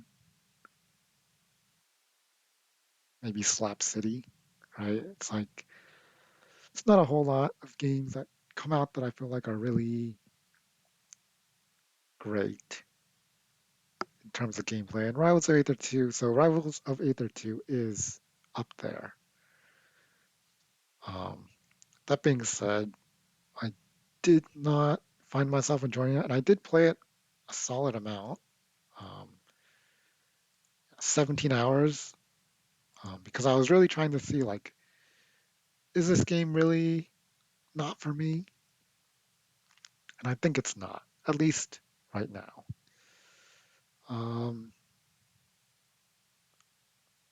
So before I get into gameplay, which is obviously the big thing, the number one thing that I feel like I say about every platform fighter is that this game doesn't have enough content right now. Obviously, it just came out, and every game other than every platform fighter other than Smash Bros has to release with no content. Um, sure, uh, I would like. I know they did announce that they would like to have the first chapter of their story mode coming out. Um, I would like to see, things like the old game has tetherball, right? Like that would be cool. I don't think it's in this game right now, unless it is, and I did not see it, but I don't think it is. Stuff like that that isn't just playing the game. I would like to see, but I do understand that these games just coming out, they do want to get that primary aspect of actually just playing the game against other people down first. But of course, I would like to see more other stuff. It's the same with All Star Brawl. It's the same with Multiversus, which I will get to as well. As for the gameplay, um, there's a lot of cool stuff. I really like the roster special ledge getup. Um, I think that move's really cool looking and also funny. Um, and there's other stuff too. What does bother me about the game is I don't know if even like I don't even know if like the crouch canceling. I know there's a big crouch cancel in this window in this game. I don't know if that even bothers me that much. I think what bothers me is that there's a lot of moves that I feel are somewhat lacking in impact. Um, and this is something that uh, I also feel about Project M, Project Plus, right? The Smash mode of Brawl. I feel like when they changed a lot of moves that are changed from Brawl end up like the move itself kind of loses the same impact, same level of polish as Brawl, and then like completely unique moves that they add also like don't have it. I think the big one that I remember for sure is Roy's back air in that game. I do not like the way that move looks. I do not like the way that move hits. You know, um, this game has a lot of the same. I feel like I'm not too sure exactly what it is. Maybe it needs more freeze frames. Maybe it needs like more effects. Maybe it needs less effects or something. I don't really know. But there's an impact to landing a move in Smash Bros. That I feel is not in this game. And I guess it was not in Rivals of Aether 1 either. But since that game was kind of like pixels, it kind of got away with it maybe. And this game it doesn't really get away with it as much, maybe because of the increase in visual quality.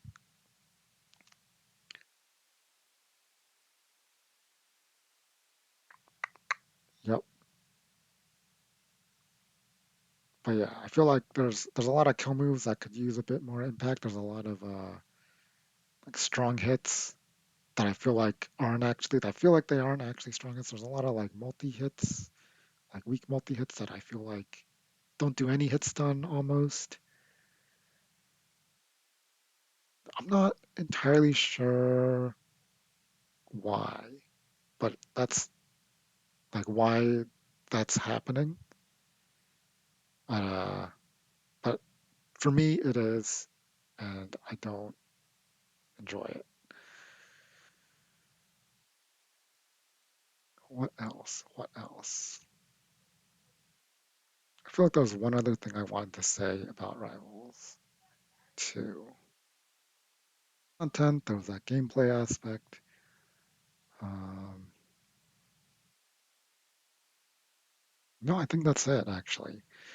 And that whole like impact thing. that I feel like I'm being kind of vague about because I don't actually fully understand it myself. It really um, it is really like rough for me at least just because of it I don't enjoy playing it. I don't enjoy watching it. That's unfortunate even though the game is like very solid in like most other aspects. Uh, yeah. So I will give it a 3 because I do still think the game is good. One of the better platform fighters that I've played. Um, it is very close to being a 2.5, but it's just over the edge for me. And yeah. Is there anything else I want to say about it? I don't know if the game should even really change them. Oh, you know what I did want to say? Is I feel like the music of this game is all good too, but most of it doesn't really stand out. Like I can't distinguish a lot of the music from this game. And maybe that's just a personal thing. I didn't listen to it tons and tons amount. I don't know if, someone who has maybe um, has a different opinion. But like there's one song that stood out to me and that's sort of it. The rest kind of blends together. And I like to see unique songs, I guess. But I mean the music is good, but it's like it's tough. It's tough. Neon White. All right, what do I have here? Oh, I have a nice whole sentence to say here. All right. This is a game about going fast. You're speeding through the levels, you're looking for the shortcuts, you're skipping the dialogue, you are optimizing the game.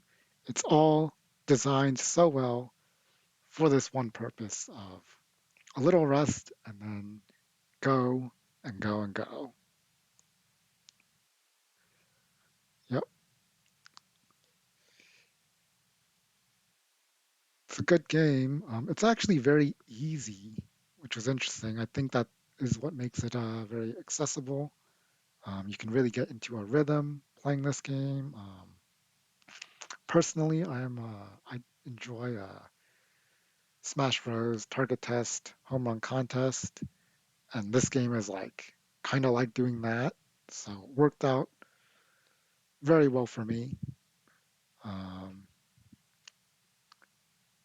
I did mention skipping the dialogue. The story is kind of whatever. I think the big fault of it is that the ending is kind of whatever, kind of not satisfying. It's like if they nailed the ending, I think people I don't know if people would be enjoying the story, but I think if they nailed the ending, I would have enjoyed the story overall.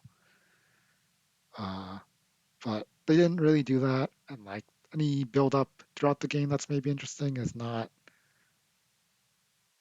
really like it didn't build up to anything in the end, which is kind of rough. I do think the story is an overall positive for this game, though, for giving the character's personality. Um, makes the game memorable for sure. Where I do remember yellow, purple, red, right? The characters in the game.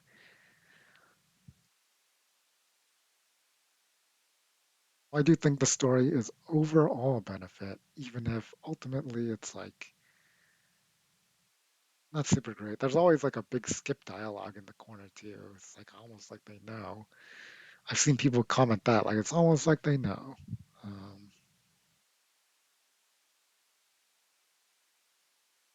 yeah. Is there anything else I gotta say about this?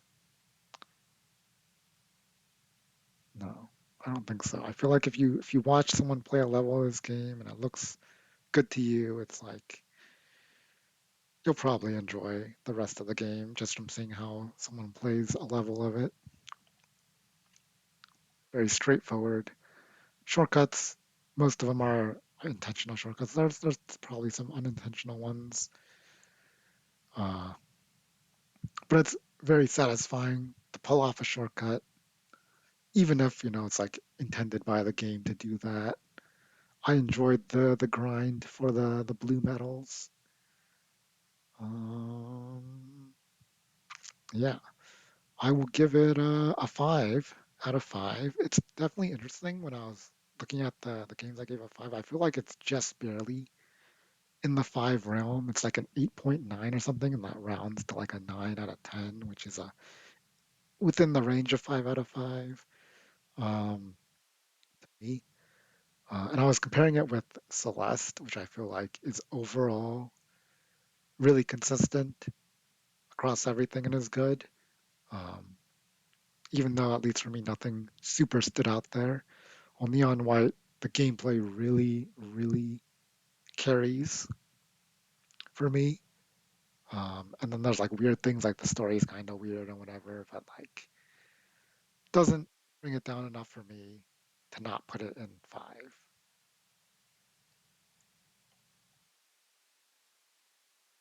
All right, 12 more games, and then also the Abandon and whatever. Sheepy short adventure. This is a game from a YouTube channel. They released a free game. It was Mr. Suicide Sheep. It's like a music channel. They just post straight up, like not even like their own music. It's just like an aggregate music channel. The guy who runs it, I guess, made a video game. It's nice mid video game.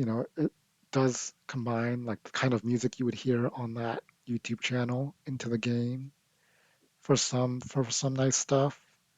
Um, and that's melded pretty well, which reminds me something about Moonlighter. Maybe I'll just mention that real quick. But to finish up with Sheepy, um, yeah, that was cool, and it's just a nice, simple, short game.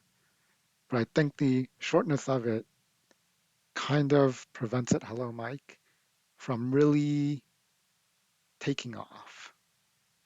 So I'll give it a 2.5. Gonna talk about Moonlighter again real quick because I remembered it. Overworld of Moonlighter. Been looking for a little while. Also need to go back and watch what I missed. Sure, sure. Real quick about Moonlighter. The overworld of Moonlighter, I think the town's called Renoka, is really cool. Some adaptive music where, depending on where you walk on the map, the music will shift in real time. Sort of like how like some games have like when you pause, the music will be a little muted, or when you go underwater, there's like a underwater version of the music, right? Moonlighter has that where it's like you walk up to the blacksmith and suddenly the music has the main theme and then a little bit of like blacksmithing noises to the beat, which is really cool. You go over to the fancy store and then now the theme is in violins. Very cool for Moonlighter. All right. Invincible presents Tom Eve. Game is actually made by the 3 out of 10 people. Um, Same people. I think it's a studio that's just kind of looking for funding every here and there. I believe 3 out of 10 was funded by Epic Games. And this was presumably commissioned from whoever owns the Invincible TV series. Um, yeah. The, Tom Eve, Adam Eve is a side character from Invincible. She's like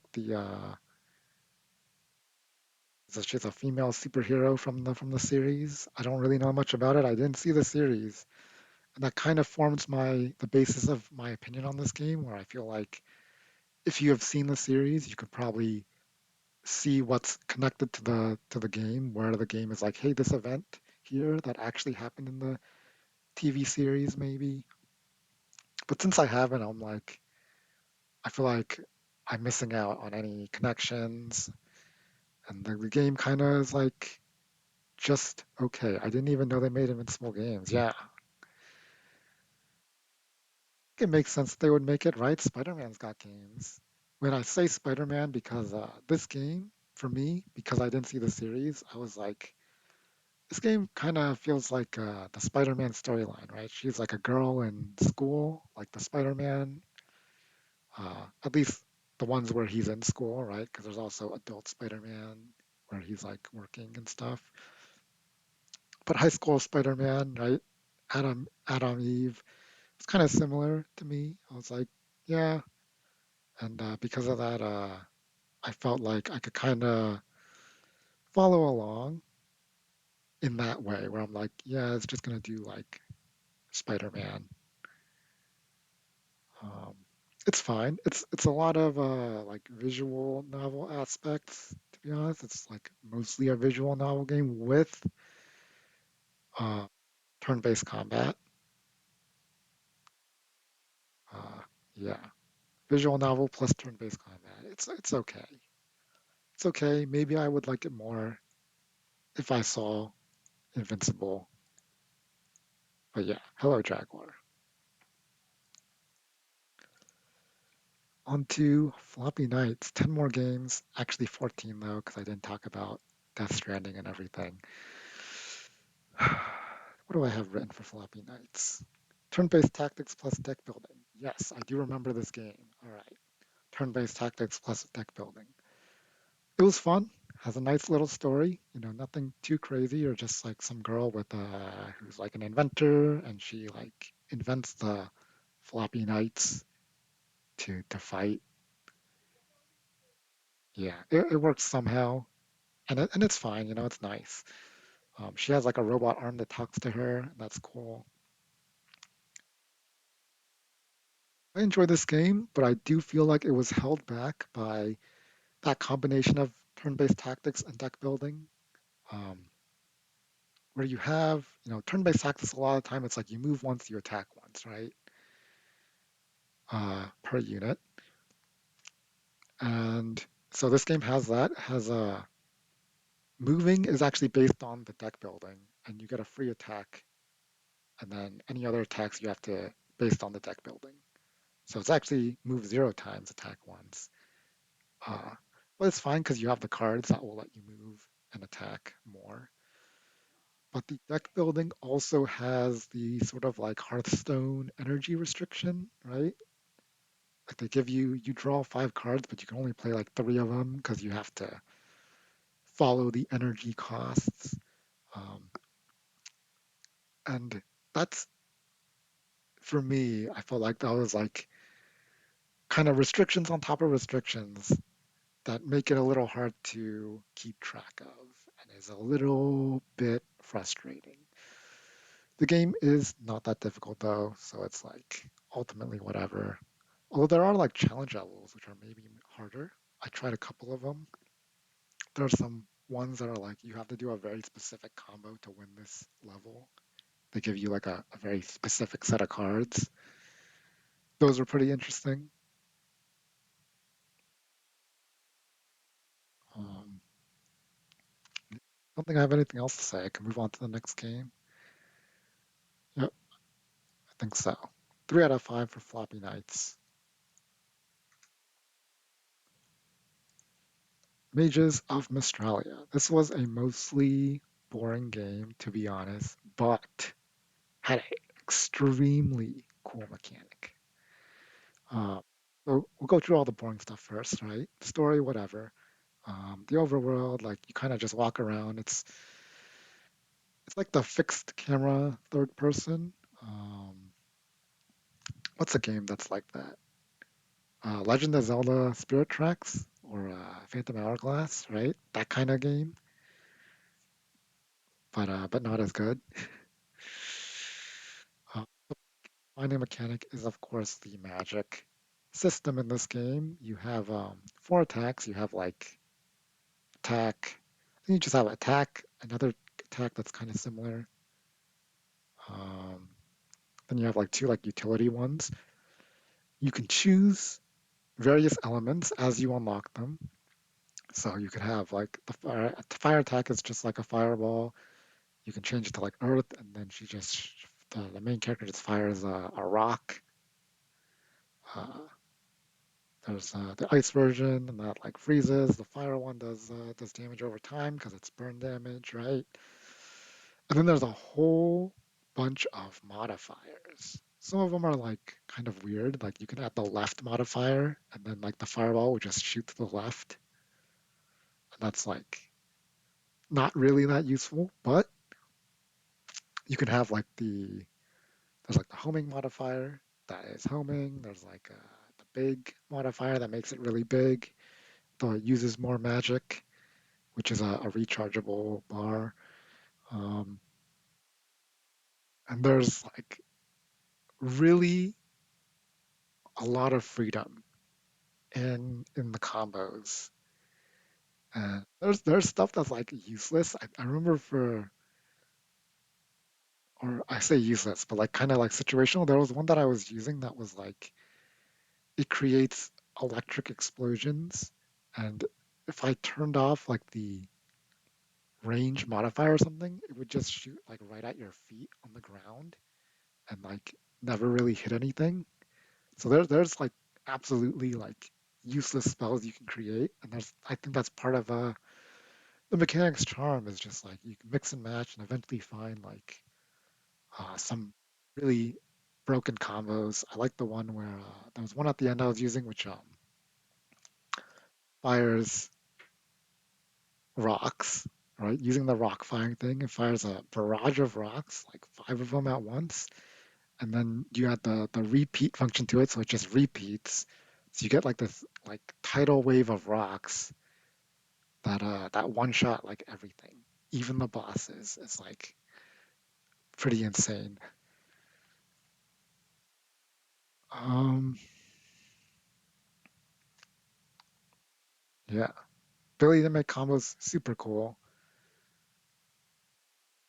There's, I just talked about like the firing stuff, but there's also like you can make yourself a statue, you can leave the statue behind. There's a dash in this game, which in the beginning I was like, this game needs a dash. Turns out it has one. You just need to find the right combo for it. What else? There's lots of other stuff. It's just lots and lots of stuff. I give it a three, really solely for that mechanic, which I thought was really good. A lot on that. This game reminded me of Power Wash Simulator, where you kind of just like clean stuff, right? In this game is mostly a vacuuming game, I guess. So like vacuum simulator, which I would imagine that exists. But yeah, it's that, but with a nice underwater ocean theme. It's pretty good, I think. Not too much else to say. There is what are they called? Are they just called lottos? I think they're just called lottos. Um, they're little like creatures, and there's like a you can take care of them and feed them and give them toys or whatever, like a very simple Nintendogs or something like that, or like the Puffle from Club Penguin. It's a nice addition, nothing too crazy there. I felt like I didn't engage with it too much because I felt like it would take a lot of time. I just did the main cleaning and everything, and that was fine. I'd certainly have nothing against Power Wash Simulator. I give this a 3 out of 5. Upon a Jester, this is a funny game. Um, you play as Jester. I think he's not like actually a jester, but he dresses like one, and his name is Jester. So it's like basically what it is. He's just some guy in a town, and he and his friend Sock, who is a guy who looks like a sock puppet. Um, they see the princess of some kingdom announces a competition where if you like perform like a theater show or something, and you are able to get flower bouquets from the three towns, like 5 flower bouquets from the three towns, right? Then you win a competition to perform at the castle. Uh, Sock and Jester are like, yeah, let's do that, and then we'll steal the money from the castle because like that's also what they do. Um, And a lot of the dialogue is like musical, kind of like a little musical. Like you'll talk to the mayor, and he'll sing a song that is, I think, is pretty funny. You know, the game just has a lot of music in it. A lot of missable music too. It's like kind of like you have to talk to people to get the music. Sometimes in the play, I think every play has a musical option. You know, when you perform your theater play, which is like the gameplay aspect of the game, other than walking around and talking to people, and you can choose the music option, and a lot of times there'll be a song. Um, I enjoyed those songs a lot. I would say, like, to mention the music list, which I'll do another day, but like a lot of those songs don't make it on there because very short. But they were all very enjoyable. And is there anything else I want to say here? Yeah, very funny. There's one song on my music list. I feel like you gotta hear to understand. Otherwise, gameplay pretty simple. Story, yeah, you go to you try to win the competition, and then go to the castle, try to steal the money and stuff. There's other things like that I would say are interesting, not super in depth, but it's like it makes you think, right? Like there's a at one point when you go to a specific town, you meet up with like your old friend, and then like Chester sort of laments that like he feels like he's grown up a little bit and is too mature for those old friends. And there's a little something there that's kind of interesting, but that's not the main part of the game. So it gets a three. If it did, maybe it could be good, maybe not. I did enjoy Utazione and Night in the Woods. Yeah. Wolfenstein: The New Order. Um, I'll talk about the old one right afterward too. Um, I'll put it up there as well. Just Wolfenstein the and the. Yeah. Wolfenstein: The New Order is the. Okay, I don't actually know which one it is. It's not the first Wolfenstein game, but it is the first of the Machine Games Wolfenstein games. Comes after the original Wolfensteins, which I believe look similar to Doom. I don't know exactly though. Just don't quote me on that. And then of course, 2009 Castle Wolfenstein, or maybe it's just called Wolfenstein 2009, something like that. Um, the New Order is like a new reboot of it. Um, where do I want to start? Right, so we got visuals and design, right, and then the gameplay, and then the story. Visuals and design, I think, looks fine, right? Is a first person kind of game, you know. I would say the games that I thought of when I saw it were well, immediately I thought of Doom because of it gives you that five difficulty thing at the very beginning. Um, and the sort of HUD is not the same as old school Doom, but you see the health and the armor. I'm like, this is like what Doom has. So maybe like Doom 2016 or Eternal, two games I have not played, which I would like to play. Um, but yeah, since I haven't played them, I don't really know. But Doom and Dishonored, which I did watch Max's playthrough of Dishonored way back, and I was like, yeah, this game kind of looks like that. And that was an interesting coincidence with those two games because all three of those games are made by ZeniMax Studio Games or former ZeniMax Studio Games. Um, it's like ID Games makes Doom. Machine Games makes these Wolfensteins, and then like the Arcane Lion, Arcane Austin make Dishonored, and it's like those are all ZeniMax studios. Those are all current or former Microsoft studios. Um, Arcane Austin no longer existing.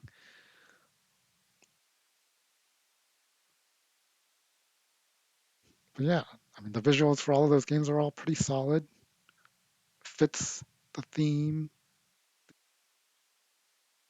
That's good. Level design, I think, is a big plus to this game. Um, Lots of kind of, I don't know if I would say compact, but like,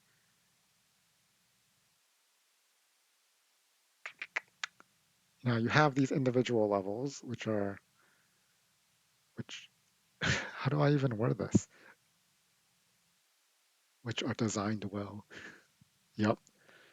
I don't have a conclusion to that sentence that leads into what I'm saying next.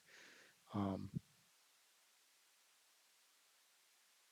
but you have a lot of unique levels, I guess is what I want to say, right? Um, you have a level that's like in the little castle-like area. You have one that's in like a big like military base, right? There's like a water level, right? Of course. There's the level in space that was very memorable to me, just like going to the space in this game. Um, and that's like the narrative theme, I guess, more so. And I'll get more into that with the story. But like the actual design of like you kind of have a choice of you can run in and just shoot things and like doom. Um, or you can choose like this really big stealth option. Um, I believe you do like you have the knife and the pistol silencer. You have to find it in the second level or something like that to have it for the rest of the game. But like if you have that, then you can do silenced pistol shots from a distance. And that's like the stealth option of the game where you can crawl into little vents and here and there do a lot of stealth. And I think that sort of like you can do it either way. And if you fail the stealth, it also doesn't really matter. Is uh is nice. Is there anything else I want to say about the levels? I think that's it. I think I like the way that the levels play. I think the guns are very cool. I feel like in regards to the guns, it's like kind of weird that the rocket launcher is like a little attachment to the machine gun. That was a little weird. I would have liked like a big over the shoulder kind of cannon type of thing. Those ones always are cool. Um, but like other than that, like you've got the shotgun, you've got the machine gun, you got like this laser gun. Uh, that you got the pistol. The silence pistol is great. The knife is great. You upgrade the knife, you can get the throwing knife. This game has a perk system to upgrade. We're getting into the gameplay here, I guess, where you can complete certain things and it'll upgrade stuff. It's like a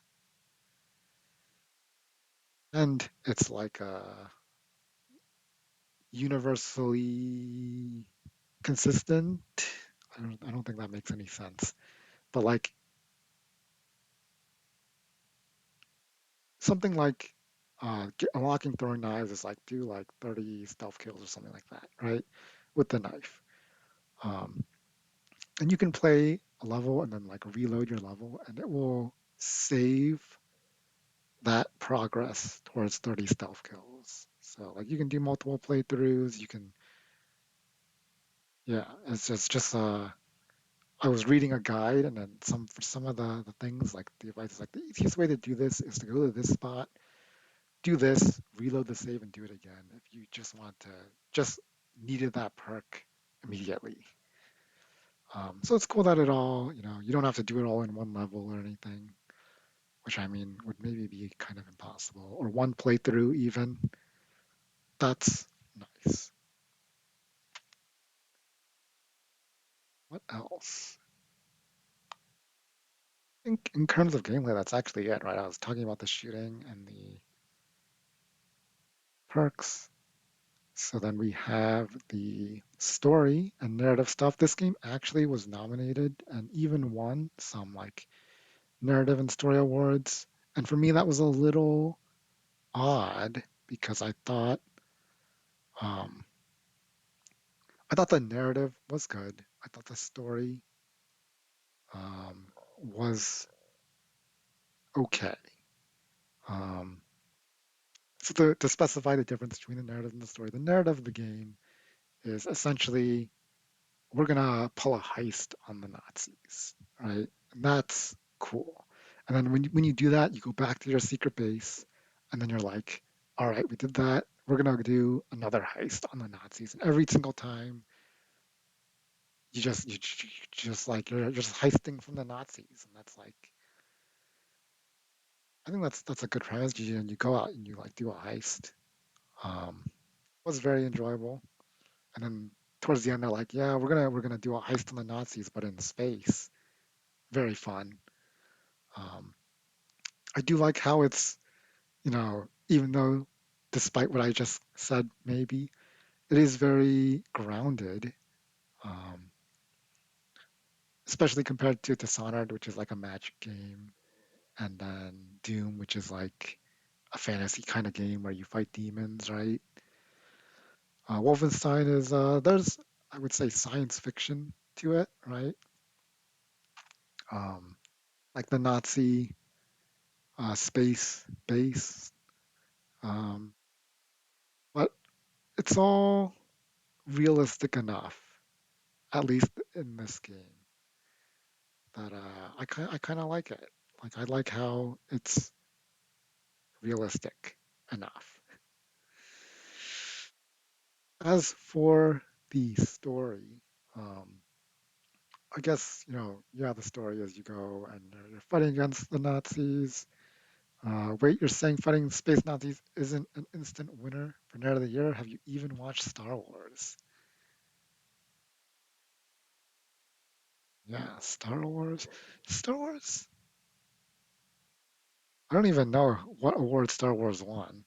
I feel like they probably waited until like the trilogy finished or something like that, though. Um, but yeah, fighting space Nazis is always good for sure. I can respect the narrative for sure. The story, I think, what was weak about the story is the characters are kind of boring. Uh, it's not that they're like super boring or anything. I just feel like they don't really go anywhere. They don't really develop, I guess is what I want to say. Um, I did pick Fergus storyline, should specify that. Um, there's a beginning choice in the game where you can choose between two different stories. Um, changes some characters and obviously some dialogue as a result. Um, although the overall narrative is the same. And I chose Fergus because like his accent, the Irish accent. Um, also, I did do a little research and I was like, with Fergus, you get health upgrades that increase your max health, while picking Wyatt gives you armor upgrades, increases the amount that armor pickups give you, but not like max armor. So I was like, I'm probably not good at this game, so I'm just going to take the max health upgrades. I did play this game on, because like I mentioned the five Doom difficulties, right? Oh, this hand looks better on the camera to me. I did pick, so normal would be here. I did pick this one because I was looking at the what the difficulties were. It's just like enemies have more health, they do more damage, and then you get less ammo. So I'm like, whatever, I'll just play it on this one because like I don't care about difficulty that's just gonna do that. Um, not looking for a challenge. I'm just looking to finish the game.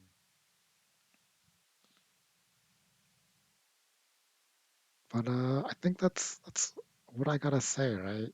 The narrative, good. The story, um, I guess it like that story aspect. Even the main character is like I feel like he kind of just talks, and I'm just like, at least for me, maybe other people are like really into that, but I was kind of just like, yeah, I think this guy is yeah, he's just talking. And it does reach a conclusion, which I think is probably satisfying for what it is, but I wasn't really uh, immersed in it. That being said, shooting is great, level design is great, narrative is great, lots of cool stuff happening. Um, yeah, you got the ancient Jewish temple with the secret weapon, all the Nazis, really cool, very realistic. 5 out of 5 game. The Old Blood, we'll talk about right afterward. Um, so The Old Blood comes 1 year after. It is a prequel to New Order. Um, and my understanding is that it is an homage to Castle Wolfenstein or Return to Castle Wolfenstein or something like that, where it follows the same story roughly. Um, and similar to like Invincible Presents Adam and Eve, it's like same game. I guess you can see, not same game, sorry. You see references and connections, and maybe you like that. And I kind of feel like maybe because I don't have that, this game maybe didn't hit as much. I felt like the level design's still pretty good. A lot of it was spent in a castle. There's some really nice architecture there, but it felt not as uh, not as much variety as the New Order. I would have liked to have gone to space again, basically. There's like a little village thing, which is a nice variety thing too. To have a little like village level. Yeah. So it's there, just not as much. Shooting is it's all good. It's all the same. There's different guns, like the little rocket launcher pistol you got now, among other things. Um, yeah, shooting still fine. Still have the stealth option, which is good. There were more aspects that I felt like were maybe not so much shooting, but a little more like puzzle based, kind of, which debatably good. You know, it wasn't bad at all, but it's like I guess to explain it because it happens at the very beginning of the game. You have like no guns, and there's these giant uh, what do I call them? It's almost like a mech, basically. Um, but there's these huge armored dudes that are connected by a tube to the ceiling and then to a generator. And because you have no guns, and honestly, even if you did have guns, it's kind of hard to face them head on. Um, you have to like stealth to the generator, shut it down, and then like stealth kill the shutdown guy before the generator turns back on. And it's like kind of like forced stealth. It's a very linear segment too. Um, yeah, it's debatably. I thought it was like okay, but I could see how it doesn't really match up to what the rest of the game is. Um, as for the story, is I wish Fergus showed up. He does show up actually, but I wish he showed up more. Um,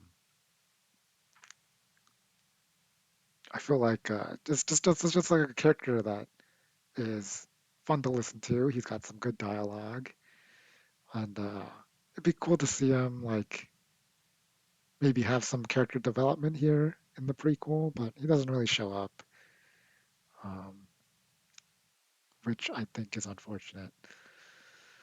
And yeah, the story's kind of like I feel like it kind of follows that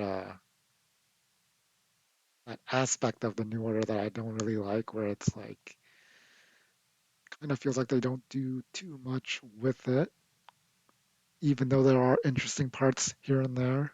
Um, and the narrative is not really uh, do these heists over and over, which I thought was fun. It's more of a infiltrate the castle, and then you're looking. You spend the whole game looking for one thing, which you do find. Um,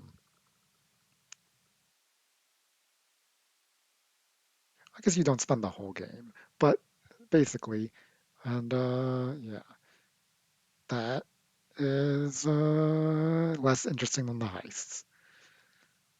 As for the last thing, which is this game, does introduce elements that I feel are a bit more on that line of fantasy rather than science fiction. And I do prefer the more realism science fiction aspect than the fantasy elements. You know, even though, there's probably not a secret Jewish temple in real life with a thing that just destroys everything. But yeah, this game is definitely towing that line, crossing over, I feel like a bit more. And I would prefer if it didn't, even though I think a lot of what it does do is just in reference to the older Wolfenstein games that did the same thing. So like in that sense, it's like it's just a homage. But as a standalone, I would prefer if they didn't have um,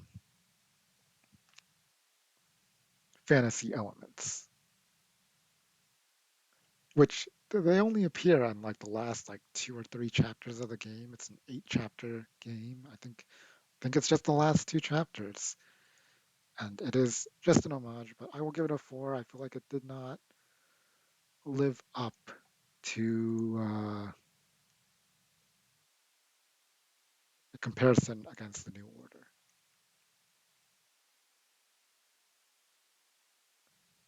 Actually, let me think about this.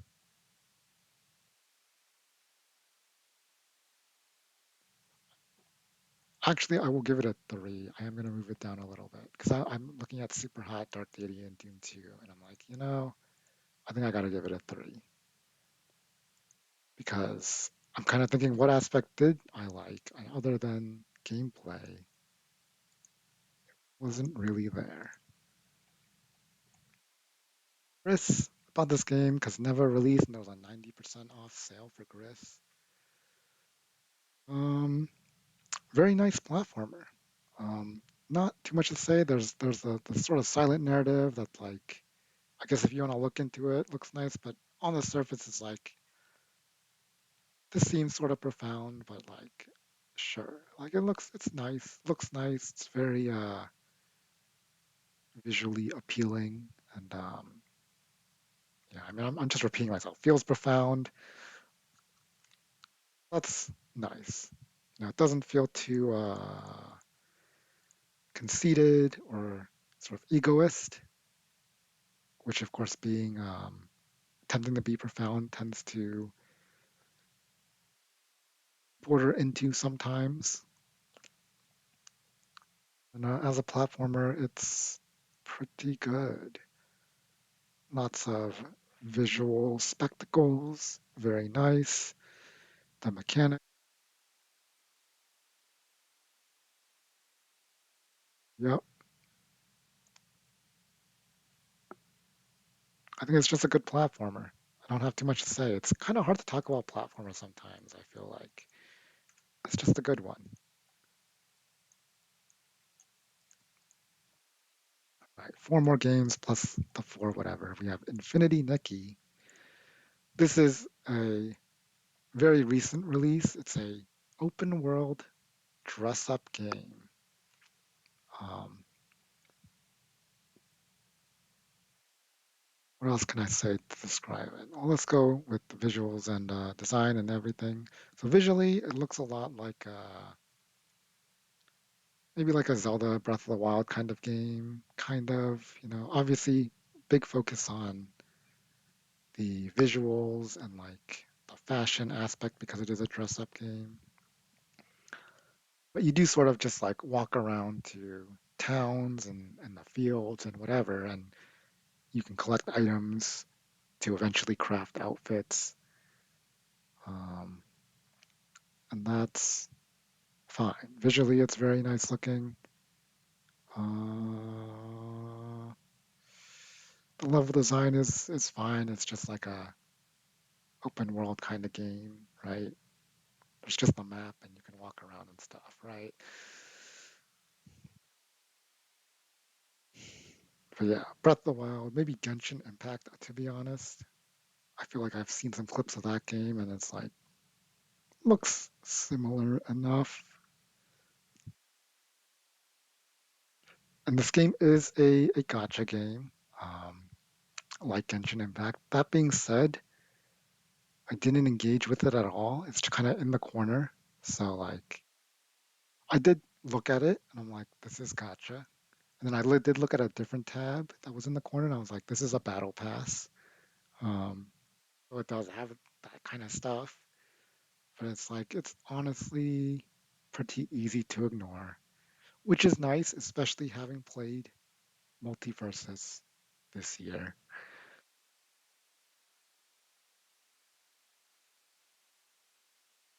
Well, gameplay, very simple game. It's a lot like playing Disney Princess Enchanted Journey, to be honest. You fire the magic blast from your wand, and that's the game. And there's enemies here and there, like the little like goblin things in Breath of the Wild. There's little collections of them here and there. Um, yeah, there are also boss fights. We'll get to that in the story. Let me just think about anything else I want to talk about. There's a dress up mini game, of course. It's okay. You kind of just pick the highest ranking outfits and then you try to have the outfit with the most points in category of the particular competition that you're doing at the time, right? Fine. There's mini games here and there. I remember a paper crane one where it's like you're just traveling forward and you want to dodge the stuff. That's just a little mini game in the open world, right? That's fine. Nothing wrong with that. Nothing negative to say there. And then the way you progress the game is doing, quests, right? The standard stuff. You walk around, you talk to people. You might go to a ruins and have to explore the ruins, right? Standard quest stuff. You might need to find a certain amount of a certain item. Sometimes I feel like they try not to do it too often, which is nice, right? Try not to like gate you, but when they do gate you, um, then yeah, when they do gate you, I don't really know what to say. Some of them are fine. Collecting them is fine. Some of them is like if you haven't been collecting the item, it's kind of annoying to seek out, but they give you a way to collect all the stuff. Like you can like go onto the map and be like, search for this item, and it'll show you like where this item currently is. Unless it's not available, because like, and that's the one I struggled with because there's like one that's only available on clear nights or something like that. And it's like I needed a bunch of them to progress the main story. The what's it called? Like the sparkle glow or something. Yeah. Main quest, side quest, story. So the story of Infinity Nikki. To be honest, I'm remembering the beginning, and it's like I think the story is obviously not complete, right? They release like a big portion of it, and they're like probably like Genshin Impact or whatever, where they're gonna release the rest of the story over the years. Um, but I played up to the all the way up until where Nikki, the main character, goes like, I can craft the wishful Rosa outfit or something like that, which is like one of the key points of the game. There's like specific outfits that are like super special, and your your initial premise that is given to you is to collect them, the miracle outfits. Um, why? I think you're just trying to save the world, probably generically. I don't really remember though. Yeah. There was like a girl that appears at the beginning that looks like the girl from Elden Ring, Shadow of a Tree. She tells you to collect the miracle outfits. But because it's only part of the story, I feel like it doesn't really feel that prominent. Feels like it feels incomplete because it is. That's where I stopped, and I believe it's the end of the story content. And there's also like a huge um, sort of progress gate there where you to collect all the materials for the outfit. And I was looking at, it, I'm like, I'm not gonna do that. That's too much grinding. Um, but the remaining, the rest of the story is so you're transported to a new world. You meet up with people. You become a stylist, which is a special designation for like people who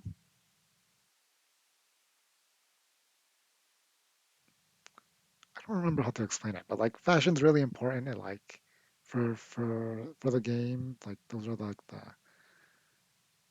main people. I don't know how to explain it, but it's like in like a superhero game, the superheroes are like the cool ones. In this game, the people who are good at fashion are the cool ones, like the superheroes. It's basically how it works. Um, story's okay. Story's okay.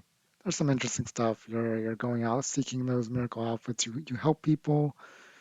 You fight things. There's like a big conspiracy going on where you get betrayed and stuff, and then you don't get betrayed, and there's evil evil guy. Yeah, it's pretty normal. Um, I wouldn't say that it doesn't stand out. I think there are aspects of it that do stand out where I'm like, oh, this is it's interesting, like the betrayal things that might happen in the game is interesting. It's not just like a cutesy dress up game, which is definitely what I was curious about playing this game. Like, they're making a big dress up game. How are they gonna go about doing this? Because historically, these sort of games for girls are not particularly risk taking, even to the point of like they refuse to be interesting. Um, this game takes a lot of aspects of like normal games, normal, um, which is good. That's that. Just the boss fights left, I guess. The first boss is just a platforming challenge. It's not very interesting against a fish with big lips. Yep, not very interesting. The second one's against a bird. That one's a little interesting. Not like a Mario Odyssey mini boss, I guess. Right? Like the topper guy. Something like that. You can specifically only ground pound the bird. You gotta like platform up and then ground pound. It's like a little interesting. And then the last third boss, I guess, the third boss of the game, the last one I played, was pretty good. I thought I was like, huh, this is a pretty decent boss fight. Um, you gotta shoot the weak points, right? The two, or I think there's actually three. The three weak points. Once you do that, the enemy will does like a big knockback move that knocks you back no matter what. There's no avoiding that. And then he summons like a wave, and you got to transform into the cat to go into the little hole in the wave, and then from there you transform back to land the hit that actually does damage. And you do that like 3 times.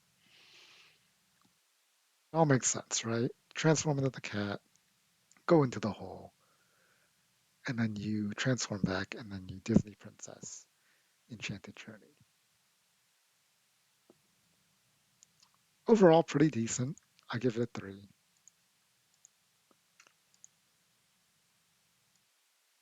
I'm certainly interested in how this game will continue to evolve. I don't know if I'll keep playing it though. It does, I will say it does also make me somewhat interested in like Genshin Impact type of games just to see what's going on there. Is that game just a gotcha game? But yeah, I don't even know if I'll play it. I also feel like the FOMO aspects of it, right? The gotcha, the battle pass is like, I guess I don't really care about that in general. Like I kind of ignored all of it there, so maybe I won't care about it in Genshin Impact, so it'll be fine. Yeah. Armored Core 3.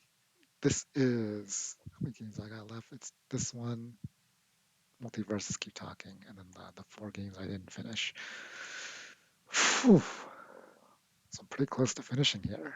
Armored Core 3. This was a club game. I haven't been mentioning, well, I haven't been mentioning club games because after Mainframe Defenders, we just repeated Mainframe Defenders. But now we've got Armored Core 3, the last club game. This is a pretty old game, like 2002 for the PlayStation 2. And so I emulated it, of course. I don't own a PlayStation. And yeah, I went into it not really knowing anything, to be honest. And it was definitely surprising to load in, and the immediate first thing it does is drop you right into the game without telling you any of the controls. It's just like, here's the first mission, and you got to play it. Just an immediate cutscene of if you finish this mission, you become a raven, and then drops you right in, which is certainly a choice from the creators of Armored Core and Dark Souls. Same people, same group at least. Maybe not the same people because of how much time passes and employee turnover. But yeah, same group. Let's see, gameplay, story, and then like visuals and design, right? So visuals and design. Visually, this game looks solid. I think it's an old game, so it's not going to look amazing or anything. But like you got the nice 3D mech game. The level design is nothing too. Actually, most of the level design is nothing too special. Like little corridors, maybe an open field. It's all okay. I do feel like the forest level with like the fog is kind of visually not great. And then of course you have like the water levels, which gameplay wise is like you gotta tell people something, right? Before just sending them into the water level, where if you jump in the water you die, unless you have a specific part. But that's the creators of this game. They choose not to tell you anything. You gotta figure it out, which I guess is fine. Um,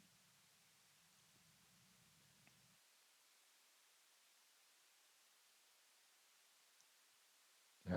Visual level design. Yep, that's pretty much it.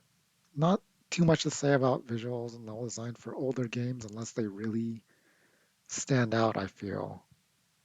So that's that. The gameplay is honestly, I think this is a hard game, which is interesting because I watched the video that says this is the easiest. of the old school Armored Core games. Um, Recently, I saw someone mention that the most recent Armored Core 6, is probably the easiest now. Um, but I guess for up until then, I guess this was probably considered the easiest one, and that is kind of discouraging, I guess, in regards to thinking about playing the rest of the series because this is a game. This is definitely the hardest game I played this year. Um, there's no difficulty. You just play the game, right? Maybe if I played Wolfenstein on the hardest difficulty, it would be harder, but it lets you pick easier difficulties. This game does not. A lot of the controlling is janky. You got to upgrade, everything, right? You're turning, the brakes, and all this stuff. And even then, it's like you got to kind of learn specific things. Like if you have regular legs, right, and you land, there's usually like a animation of landing where you kind of like heavy. If you're too high up, you kind of land heavily, and you got to recover from it. But if right at the end you like tap the boost a little bit, then you can land and sort of cancel that animation, and that's like important. Like you kind of have to do that to beat the game. There's this weird like specific animation cancel technique that's required. Um, I don't know if that's good or bad, right? Like it's not accessible, I would say, but I mean, I guess that sort of thing is like not too bad in terms of accessibility, but it's not accessible. And but it does create skill, I guess, and that is maybe good if you're willing to, if you're able to power through that. Um, what else? What else? Game. A lot of the issues with the game is that it tells you nothing. Doesn't tell you the controls. Um, if you've played the games and you know all the controls, then I will. Then maybe this will sound like something. But I did not learn to look up and down until like towards the end of the game, um, because it doesn't tell you. And I was playing, emulated on keyboard, and like it turns out all my shoulder buttons are binded, bound to like the 1 through 4 keys. I was, didn't really, I didn't even know that that's what they were bounded to, binded, bound to. Um, yeah, there's that one level where the balls are floating up in the corridor. And I was like, how is this level even possible? I watch a walkthrough, I see the guy looks up and down, and then that's when I know. And but it is, maybe a positive in accessibility that the game is beatable up to that point for someone, you know, playing for the first time like I was, that can beat the game without looking up and down. Like sure the bomber in the sky mission was completely impossible, but like yeah, I mean, it lets you fail that mission and then it lets you keep going. So it's fine, which is nice. I definitely appreciate the parts of the game that sort of like, yeah, you can fail a significant amount of the missions, and there's like monetary losses, which are not great because you need the money to buy the parts. But it'll let you keep going. You don't have to win every time, which is good, especially because I was not great at AC fights either. Had to learn them for the ending though, which has some required AC fights you have to win. Um,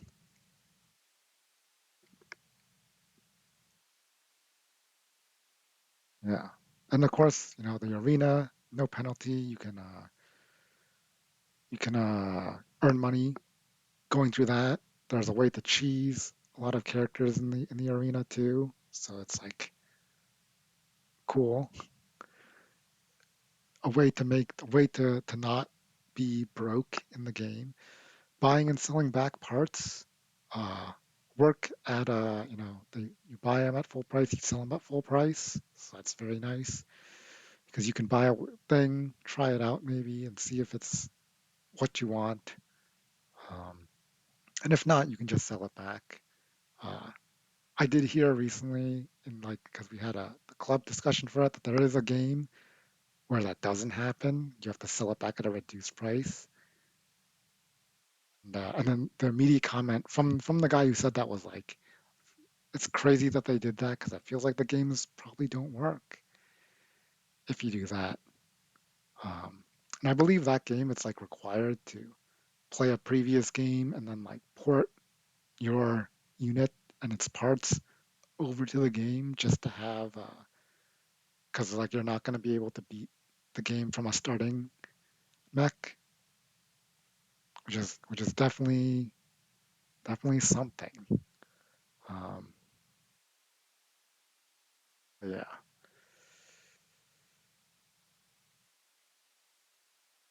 it's just two more things then. Yeah, just the customization in the mech parts, right?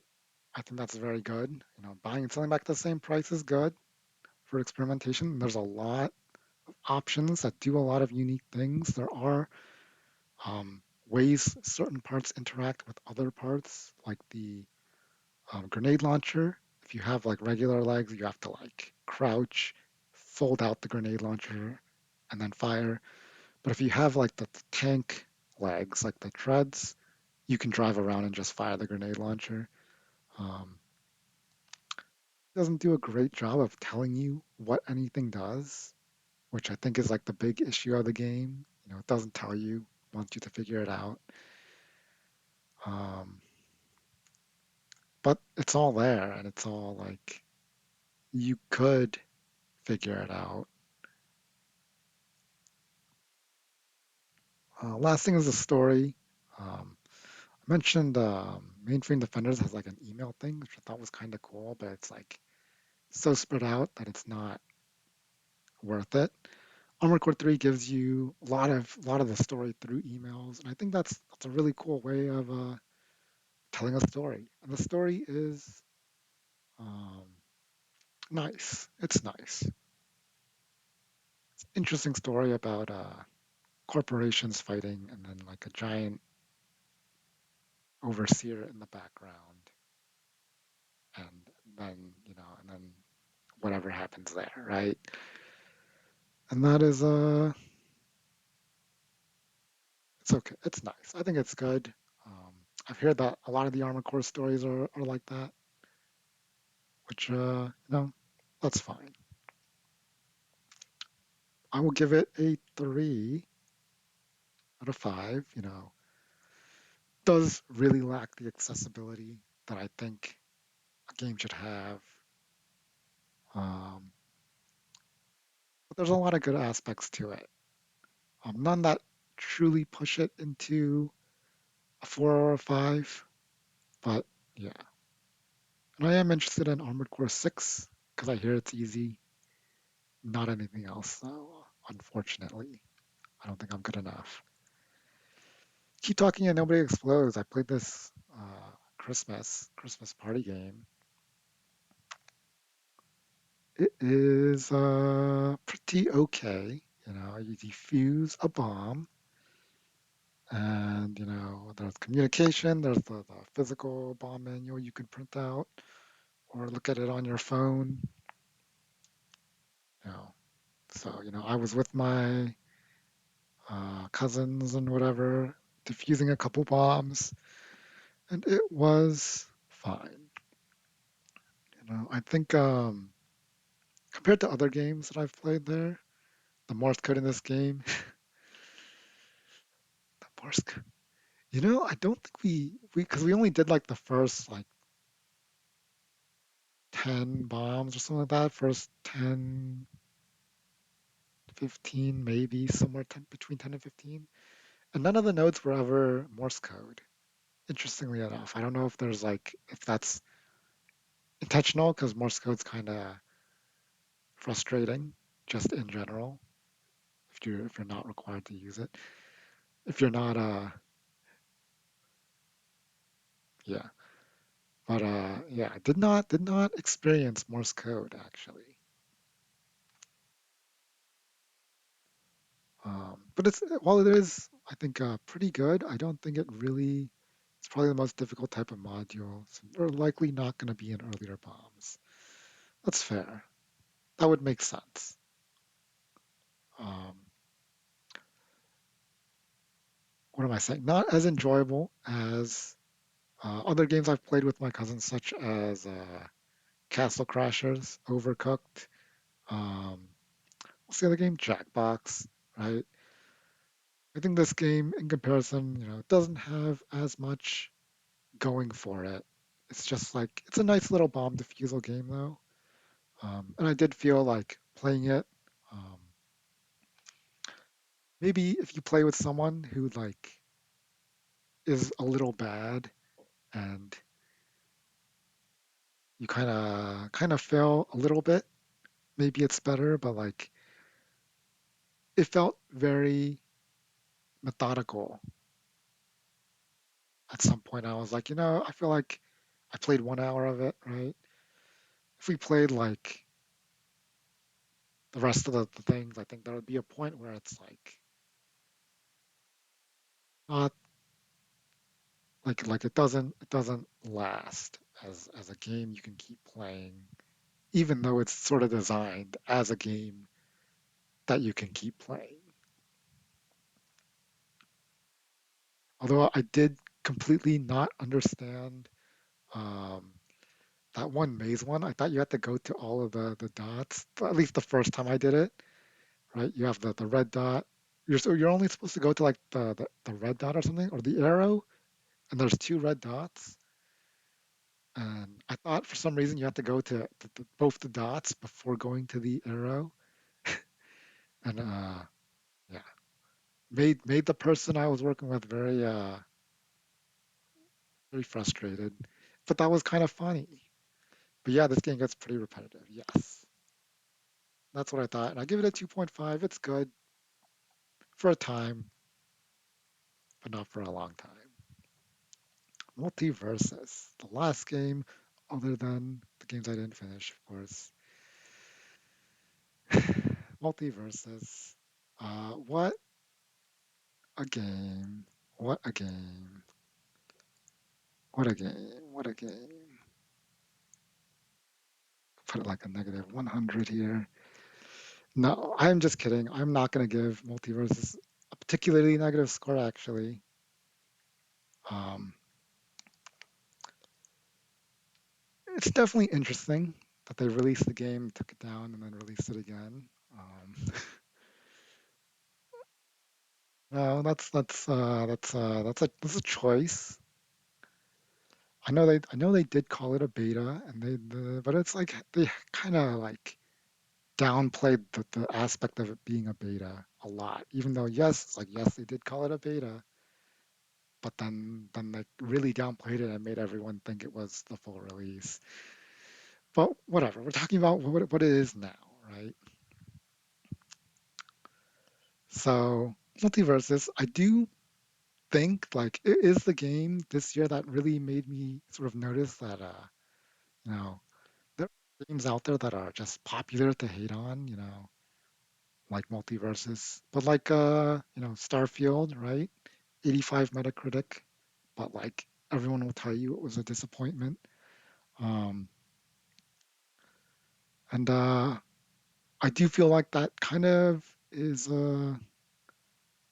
like it's kind of unfortunate that there's like these people. There's like it feels like there's a group of people that kind of like put out little feelers of like, hey, I can say bad stuff about this game, right? And then once it feels like they get the okay, they're just gonna suddenly it's like this big wave of like people just like, yeah, the game is bad, and those people cannot articulate what is bad. Like They maybe will parrot something that someone, who is articulating it. They'll maybe parrot like one aspect of it and not really be able to explain it. And it really creates this sort of negative loop where, because I do check the multiverses communities here and there, and I see like every once in a while, maybe the Reddit will get a post like, yeah, this game sucks. And then people will be like, you didn't explain anything. And then it sort of slowly becomes like, oh, another guy just hating on it to be like a follower. And then those people kind of shut themselves off to the criticism, including, the valid criticism, which is unfortunate that like that is the case. That is how I think kind of the state multiverses is in right now, at least in terms of community, where there are people who like this game, of course, and I also think that there are valid reasons to like this game, which I will get into. Um, but a lot of those people are not willing to engage with any criticism on any level now because of there's like people who kind of just like, I don't know, their existence is just to hate on things without actually having a reason to hate on them. That's not very fun. So I do want to really overview everything about multiverses as a result. Get into the gameplay, right? Because we already talked about it re-releasing and everything, and that's not very good. Um, but gameplay, we'll start with the visual and design, right? Visuals and design. The game is visually functional. A lot of the animations of the moves are a little janky and um, not in the same way that I disliked Rivals of Aether 2. And it's kind of what I felt was lacking animations, lacking impact. I feel like Multiverses lacks impact in like for completely different reasons. Uh, although the ultimate like overarching thing is that the animating of the characters could really use some work. Um, Visually, this game, these characters kind of like move around weirdly. I guess is what I have to say. As for the actual gameplay, I mean it's designed for 2v2, right? And the 2v2 is fine. Um, that being said, I feel like when it comes to the fighters, a lot of people do want to play 1v1, and while this game has 1v1 to accommodate that, it's like it's a mode that doesn't work. It's kind of just there because people want to play 1v1s. The characters don't really have enough moves. The characters don't really, in a way, like the movement is like not really great for a 1v1 compared to a 2v2. So like a lot of issues there where unless you're playing the 2v2s, it's like really could use work. Um, and I don't know. I feel like it's kind of hard for the team because like since the game is designed for 2v2 and the 2v2 works fine, it's like how are they even going to change the 1v1 if they were to do it? I don't know. Um, that's gameplay, the visuals design, the menuing, the monetization of this game is terrible. Some of the worst I've ever seen. I do not appreciate any aspect of it. Um, yeah, I mean, anyone will tell you, I feel like you money, you could just spend the money and have a good time, right? Like once you have the stuff, like it's all great, right? But it's kind of a lot of money. The things are kind of a little too expensive, I think. Like pricing is not good in this game, and if you don't buy, is bad. But if you are willing to spend, $50, $100, $200, like that could not be a problem, right?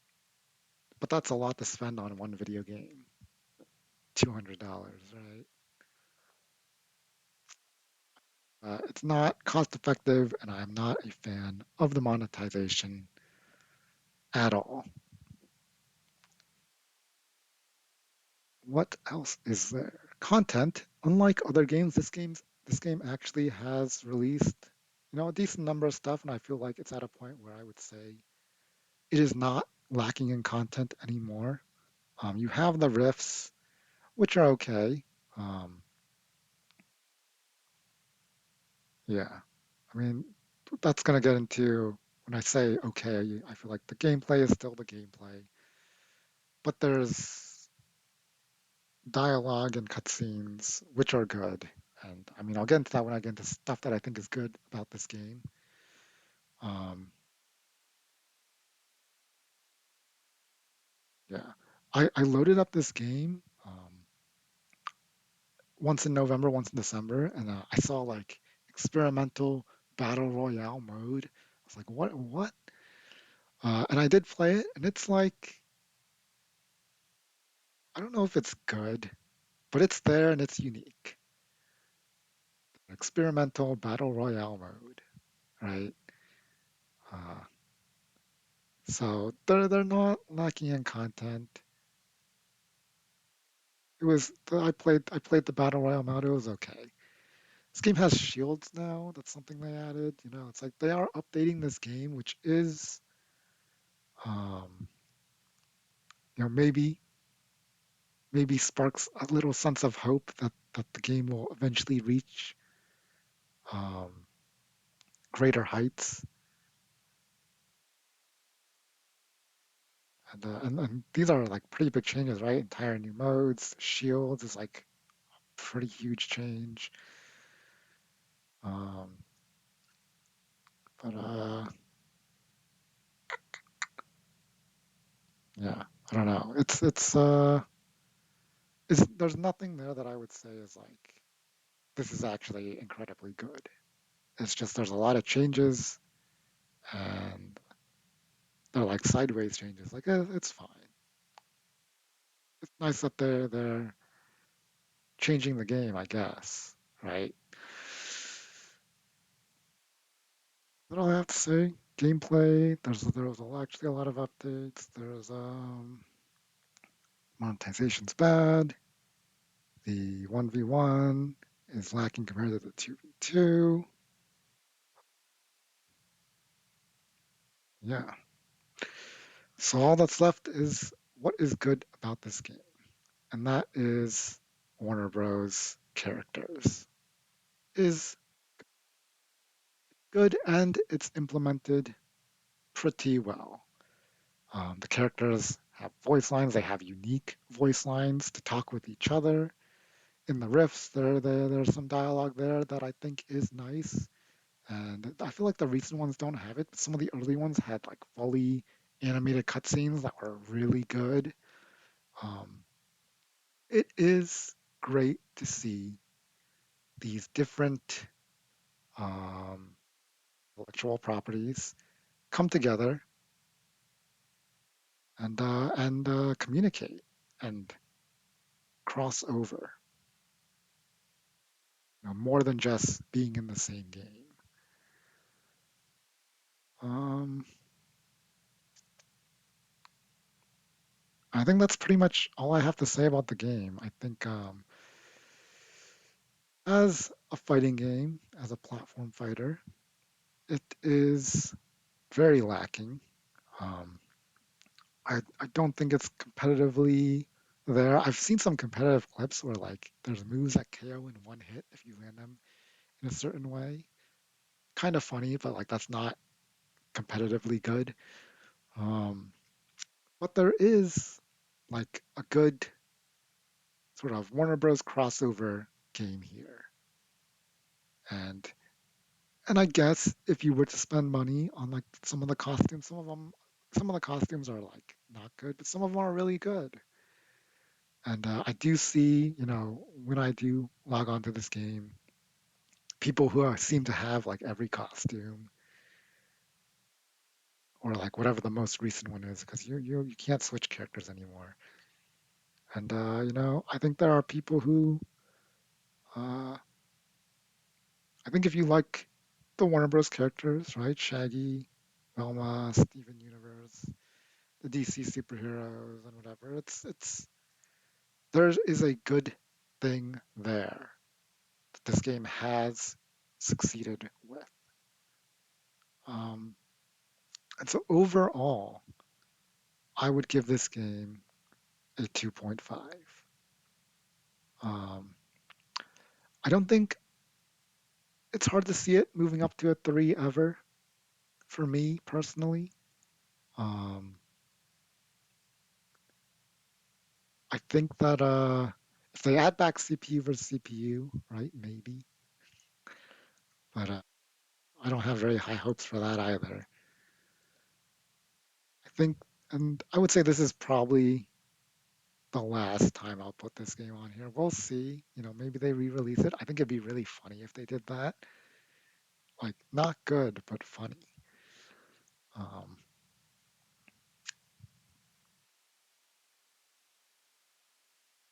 what else? What else do I want to say here? Yeah, definitely an interesting journey Multiverses went on. I don't think I have, because I wasn't reading games back then, but I probably would have given the Multiverses Alpha a 3 because I felt like it's promising and you can forgive the lack of content and the gameplay, kind of being there because like you can fix that from there. But then the Multiverses beta probably would have been a 2.5. And then of course I gave the unrelease of the game a 1. And it's back up to the 2.5, and I think that's where it'll stay. We'll see. You know, could be. This game does get updates. This game is changing. I don't know if I'll keep playing it though. I put in, 175 hours. That's what my Steam account says. A lot of that was just running the CPU tournament series. Um, but yeah, it is. It's probably like top 10 of like games I hours I've put into a game.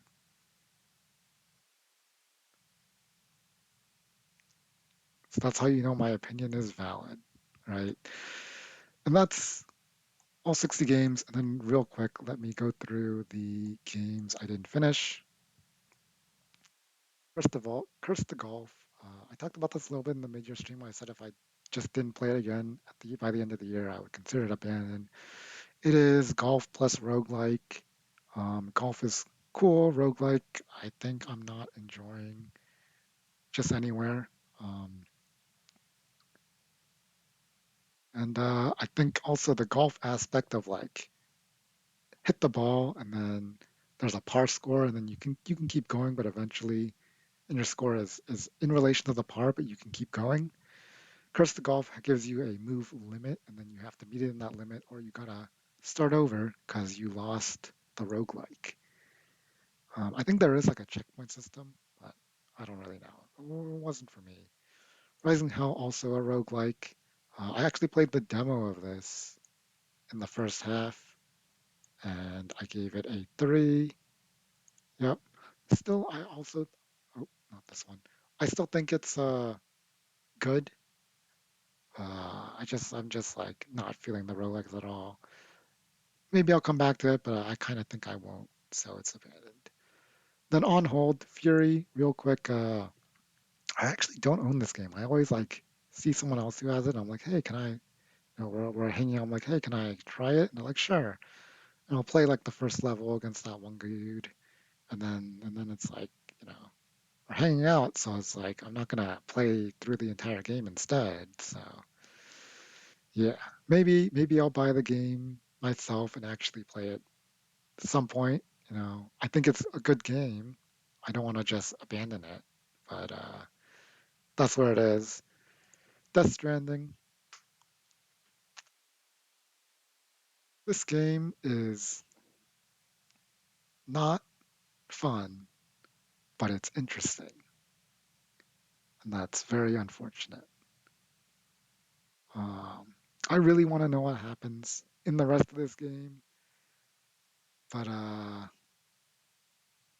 the gameplay is, well, a lot of the gameplay is fine. There's one thing I don't like, and it's the stealth. The mountains. Yes, I mentioned the mountains in my Medium articles. Uh, here's what I don't like about this game. Is the stealth, right? There's like these shadow creatures that they can't see you, but they can hear movement, so you gotta like walk slowly. And there are different levels to it. Like if you have to go to a little like ruins thing and infiltrate, there was one thing where I had to do that, do stuff, and that was okay. Sometimes they just appear from like point to point in the middle. You gotta walk through, and that's like annoying because I just wanna run through, right? The walking in this game is pretty good. I just wanna fly through, run through the things, and then sometimes they appear in the mountains, and you gotta like climb and go around rocks, and you're gonna be making noise, and it's like stealth, and the mountains make it impossible to stealth. And yeah, I'm stuck in the mountains right now. The game is interesting. The story is interesting. There's some very stupid dialogue here and there, but that's fine. You know, it's interesting. I want to know what happens. I don't wanna be in the mountains. I don't wanna do any stealth. I wanna disable the main gameplay thing of the game. So just do the walking. The walking is fine. The running is fine. The vehicles are fine. The mules, right? Those are actual people, and you can stealth around them too. Those are fine too. I think those are okay. I like that stealth. I don't like the floating ghost people. That's not fun for me.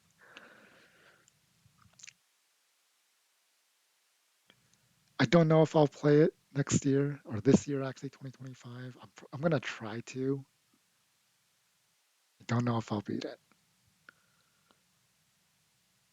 but we'll see. And that's it. Those are all the games I played. Um, what's next? Future plans and maybe anticipated games. I'll go back to this tab. Mike, if you're here, oh, this is like one of those random things I talked about. I was looking at all the different Game Awards shows and what they pick for Game of the Year over the years. It's somewhere in my stream. Let me find my 2025 tab. This was my agenda here. Um, so here you have sort of just like a copy of all the games I had in my backlog. There's a bunch of them. I'm trying to make some sort of schedule. This is one where I'm thinking like the games that stand out as like big acclaim games. This one is like, well, if I were to play 5 games, maybe what would I play? I think, right now I'm not playing any games. Um, I think if I do play a game, it'll probably be Lego Batman, but we'll see.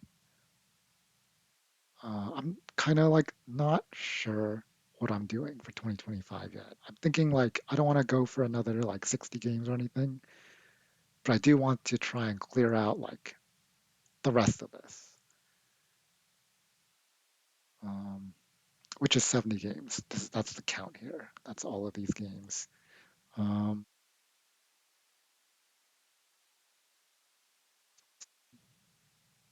We'll see if I stream any of them. I think about that, but then I don't do it. But yeah, maybe I'll do it this time. Games that I'm anticipating to come out in 2025 here. 2XKO, right? I thought the offer was promising. I'm worried about monetization, but I am interested to see it come out. I did enjoy the gameplay, uh, which is good. Of course, the Doom game is going to come out. I probably won't play this. Like, I don't think I'll play any of these games. This one is free to play. The other ones, I don't know. Definitely interested in how the new Doom is going to go, though. Unbeatable. I played White Label. I like the aesthetic. I like the gameplay is just like a rhythm game. Really, the only question, like thing up in the air, is the story. But the premise is interesting, right? Where it's like music is illegal, and you're in a band, so obviously that's illegal. Yeah, definitely interested to see it if it does come out in 2025. Hello Kitty Island Adventure. This game is already out, but it's exclusive to Apple Arcade, um, and it will be out on Windows and other stuff. Um, I've actually talked to a couple people about this game now, just asking about it, and they all say it's good. And I am interested. Two things. Number one, um, the same way I'm interested in like Nickelodeon does a fighter, you know, League does a fighter, whatever. I am interested in Hello Kitty does Animal Crossing, right? Also, just the aspect of again, girls games, games for girls, right? Girl games. Um, I think it's interesting to see how those are evolving. Modern landscape. Yeah. And even then, like Animal Crossing's not particularly a game for women only. I mean, I think I would imagine a lot of women do play it, but like, whatever. Usual June, I found out about this like literally like 3 or 4 days ago. Um, I was scrolling through the Wikipedia page of 2025 in video games and I saw it, had a link, and I scrolled over and it was a picture of some guy, and I was like, what's this? Um, looks okay, you know. There was a scene in the trailer that reminded me of Control, and so I was like, oh, maybe it'll be interesting. Um, Developer is Finji, and this is like their second game. Although the guy who founded Finji or co-founded Finji has a bunch of other games that are considered Finji games, like retroactively, I guess, maybe. Um, Finji Company though is notably a publisher for what were the games? I mean, I should just look it up. Go to this as any accident. Let's see. Um, the guy was named Adam Saltman.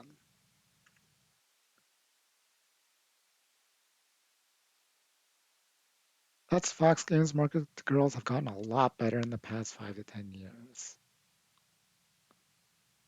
Yeah, these are not the correct guys. You don't need to know my logo. Adam Saltman, Finji, Saltzman. Okay. Yeah, founder, Finji Video Game Studio, known for his Endless Runner Cannonball. I don't know what that is, but whatever. Right. Re-announced Finji in 2014. Blah blah blah. Directed with his wife. Produces as game design. They develop games internally. Produces others. They announced 4 titles. First Portico in collaboration with Alex Haloka of Aquaria. Renamed from Grave. Blah blah blah blah blah. Distributed Night in the Woods. So on, so on, so on. Right. And you can see here they published. Yeah, like Max says. Uh, I was a teenage exocolonist. Tunic, Chicory, Wilmot's Warehouse, right? Overland is a game actually developed by them, and Night in the Woods. And then some older games here. Night in the Woods stands out because I played that and I thought that was really good. Um, Axis mentioned Chicory is super good. There's that. I've heard a lot of good things about Tunic, and so even though they're not the developers of these games, it does stand out that's like the games that they're choosing to publish is a lot of games that I've heard good things about, and it makes me interested in the game that they're going to put out. So yeah, that Alex Holoka game ended up being canceled. Yeah, they were also, I guess, going to be the publisher for the Revenant Hill game. I guess it maybe shows that there's a good working relationship there. I don't really know. That doesn't really mean much, I guess. But yeah, interested in that game. And yeah, that is oh, not related to gaming, but to Smash CPU plans. So there's the CPU big tournament form that I put out, right, in like November or something. I will probably run that relatively soon. Um, I would like to stream it, but I'll figure it out. I don't think it's going to be too crazy of a thing. You know, I don't really know what Gold's schedule for his CPU biggest tournament is, but like I do have my tournament that I just want to like get out of the way. Um, Sometime soon, maybe February. Who knows? Um, yeah, I think that's pretty much it. I mentioned planning a series.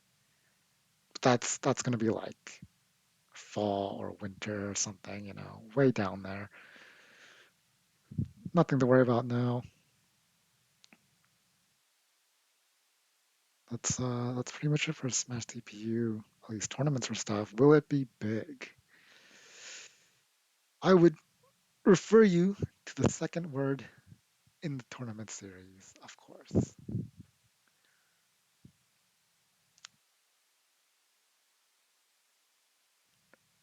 Is there anything else I've got to say? Oh, music list. Didn't do that. Won't do that now. It's midnight for me. Gotta finish up and sleep. Um, I Maybe I'll do it next week. We'll see. I'll try to do it as soon as I can. I do have to prep a little bit for it. So there's that. It will be a top 20 list with no honorable mentions this time around. I changed it slightly just, for reasons, which I'll explain. At the time, I think I have like a Medium article. One of them talks about thinking about doing it for some reason, and that's pretty much the reason why I did it. Be a top 20 list is already decided, right? If that's not what the prep is, that'll be that.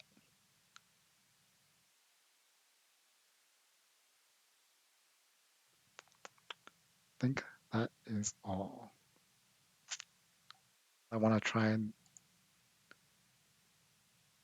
yeah, have my 20. Oh, top 100 games. I can do this. I can do this real quick. So I mentioned last year about having a top 100 personal video games list, right? For the reason of, wanting to see how my opinions on games change as I tackle the game backlog. I wanted to try and write an article that explains everything, but that takes a while. Um, yeah, so you can look at this on my sheet here. If you go to my games backlog, is just up in the corner now of the 2025 tab, which I'll move to the front. So yeah, 2023, 2024, 2025, and this is linked on my Twitch in the description somewhere, and also on my Discord. And then you have some explanations. This one, Blue's Clues Blues Art Time Activities, is ranked 0 because it's my favorite game when I was 5. So that's what that is. And some other explanation stuff here. Um, I think is the absolute and relative. Um, so absolute just being the amount of spots it moves, and then relative being not including the new games. And I will show the list here so you can see here number zero every year, of course, Blue's Clues, Blue's Arc Time activities. And then you can see like over here, right? I ended up rethinking and moving Drawn to Life down, moving Fire Emblem and Inside up. Over here, if we scroll, you can see the relative doesn't change because Wolfenstein is a new game that I have added to the list at number 5. Um, yeah, some changes here and there. You have the initial list um, from end of 2023 and some not included games because I felt they were too similar to games already on the list. And then you can see here, like the absolute, you get a bunch of games that drop off. You know, some games kind of move up a little bit here and there. Right? Elevator action moves down as I reevaluate games. Disney Princess Enchanted Journey moves up. Yep, makes sense. Ten Dogs. Yeah, Soul Calibur, Monkey Ball. That's what it is. I do add games that are incomplete, so like Death Stranding is here. I do wonder if maybe the longer I spend not being able to finish it, if maybe it'll move down. But I mean, we'll see. I remember looking at like Starfy moves down 3 spots here, and then it moves back up 3 spots here. So sometimes that happens. Yeah. Some reevaluation of games after, several months after I played them. I think like, actually they're much better. Age of Mythology, I discovered that The Settlers 3 was not the game I played, so that's what that is. So on, so on. Rivals of Aether, I played a lot this year, 10 hours actually. Maybe not tons, but up. Meat Point moved up. Lone Sales. Some games moved down. Yeah.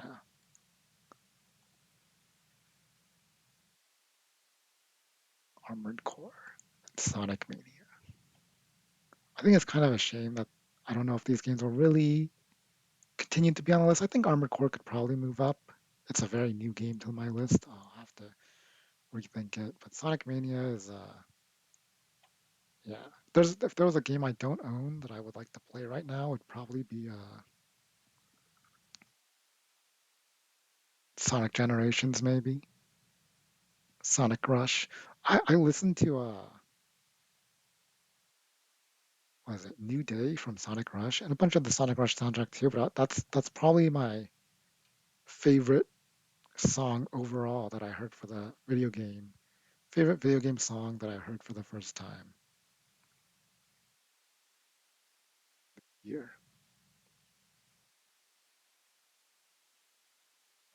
I might mention that again when I do my music list. That's it. That's it. Um, yeah, music list eventually.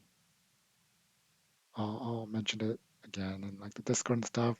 Sonic Rush OST is really one of a kind. Yeah. Um, definitely the song that's like I can't believe that exists that I heard this year is definitely what's it called? It's I don't know what it's called, but Too Black, Too Strong, right? That's a song. It's good too, but like can't believe that exists.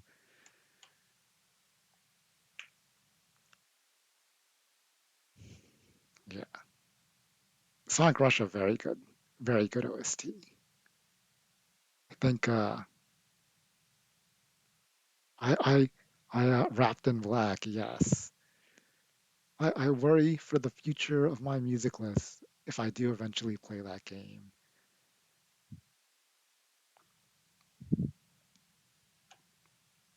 All right. I think that's the end of that.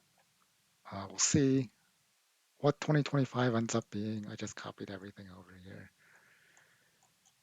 But yeah, still gotta get the music list done. Music list, CPU big tournament. February, maybe. I'll think about streaming other stuff. And that's my plans. All right. Um, is that it? Oh, let me show everyone another SSF2 Tech. Is this SSF2? Yeah. Here's Lloyd. All right. Link, Tower of Salvation. Oh, got the keys wrong. All right, this one. Yeah,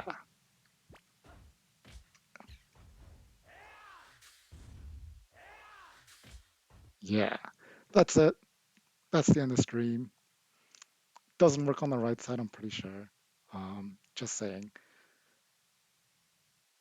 And I mean, I can check. I'll check right now. Oh, it does work on the right side. I had no idea. There it is. You can do it with turnips too, with peach. The turnips aren't as good. Cool SSF2 Tech. And that's the end of the stream. Goodbye, everyone.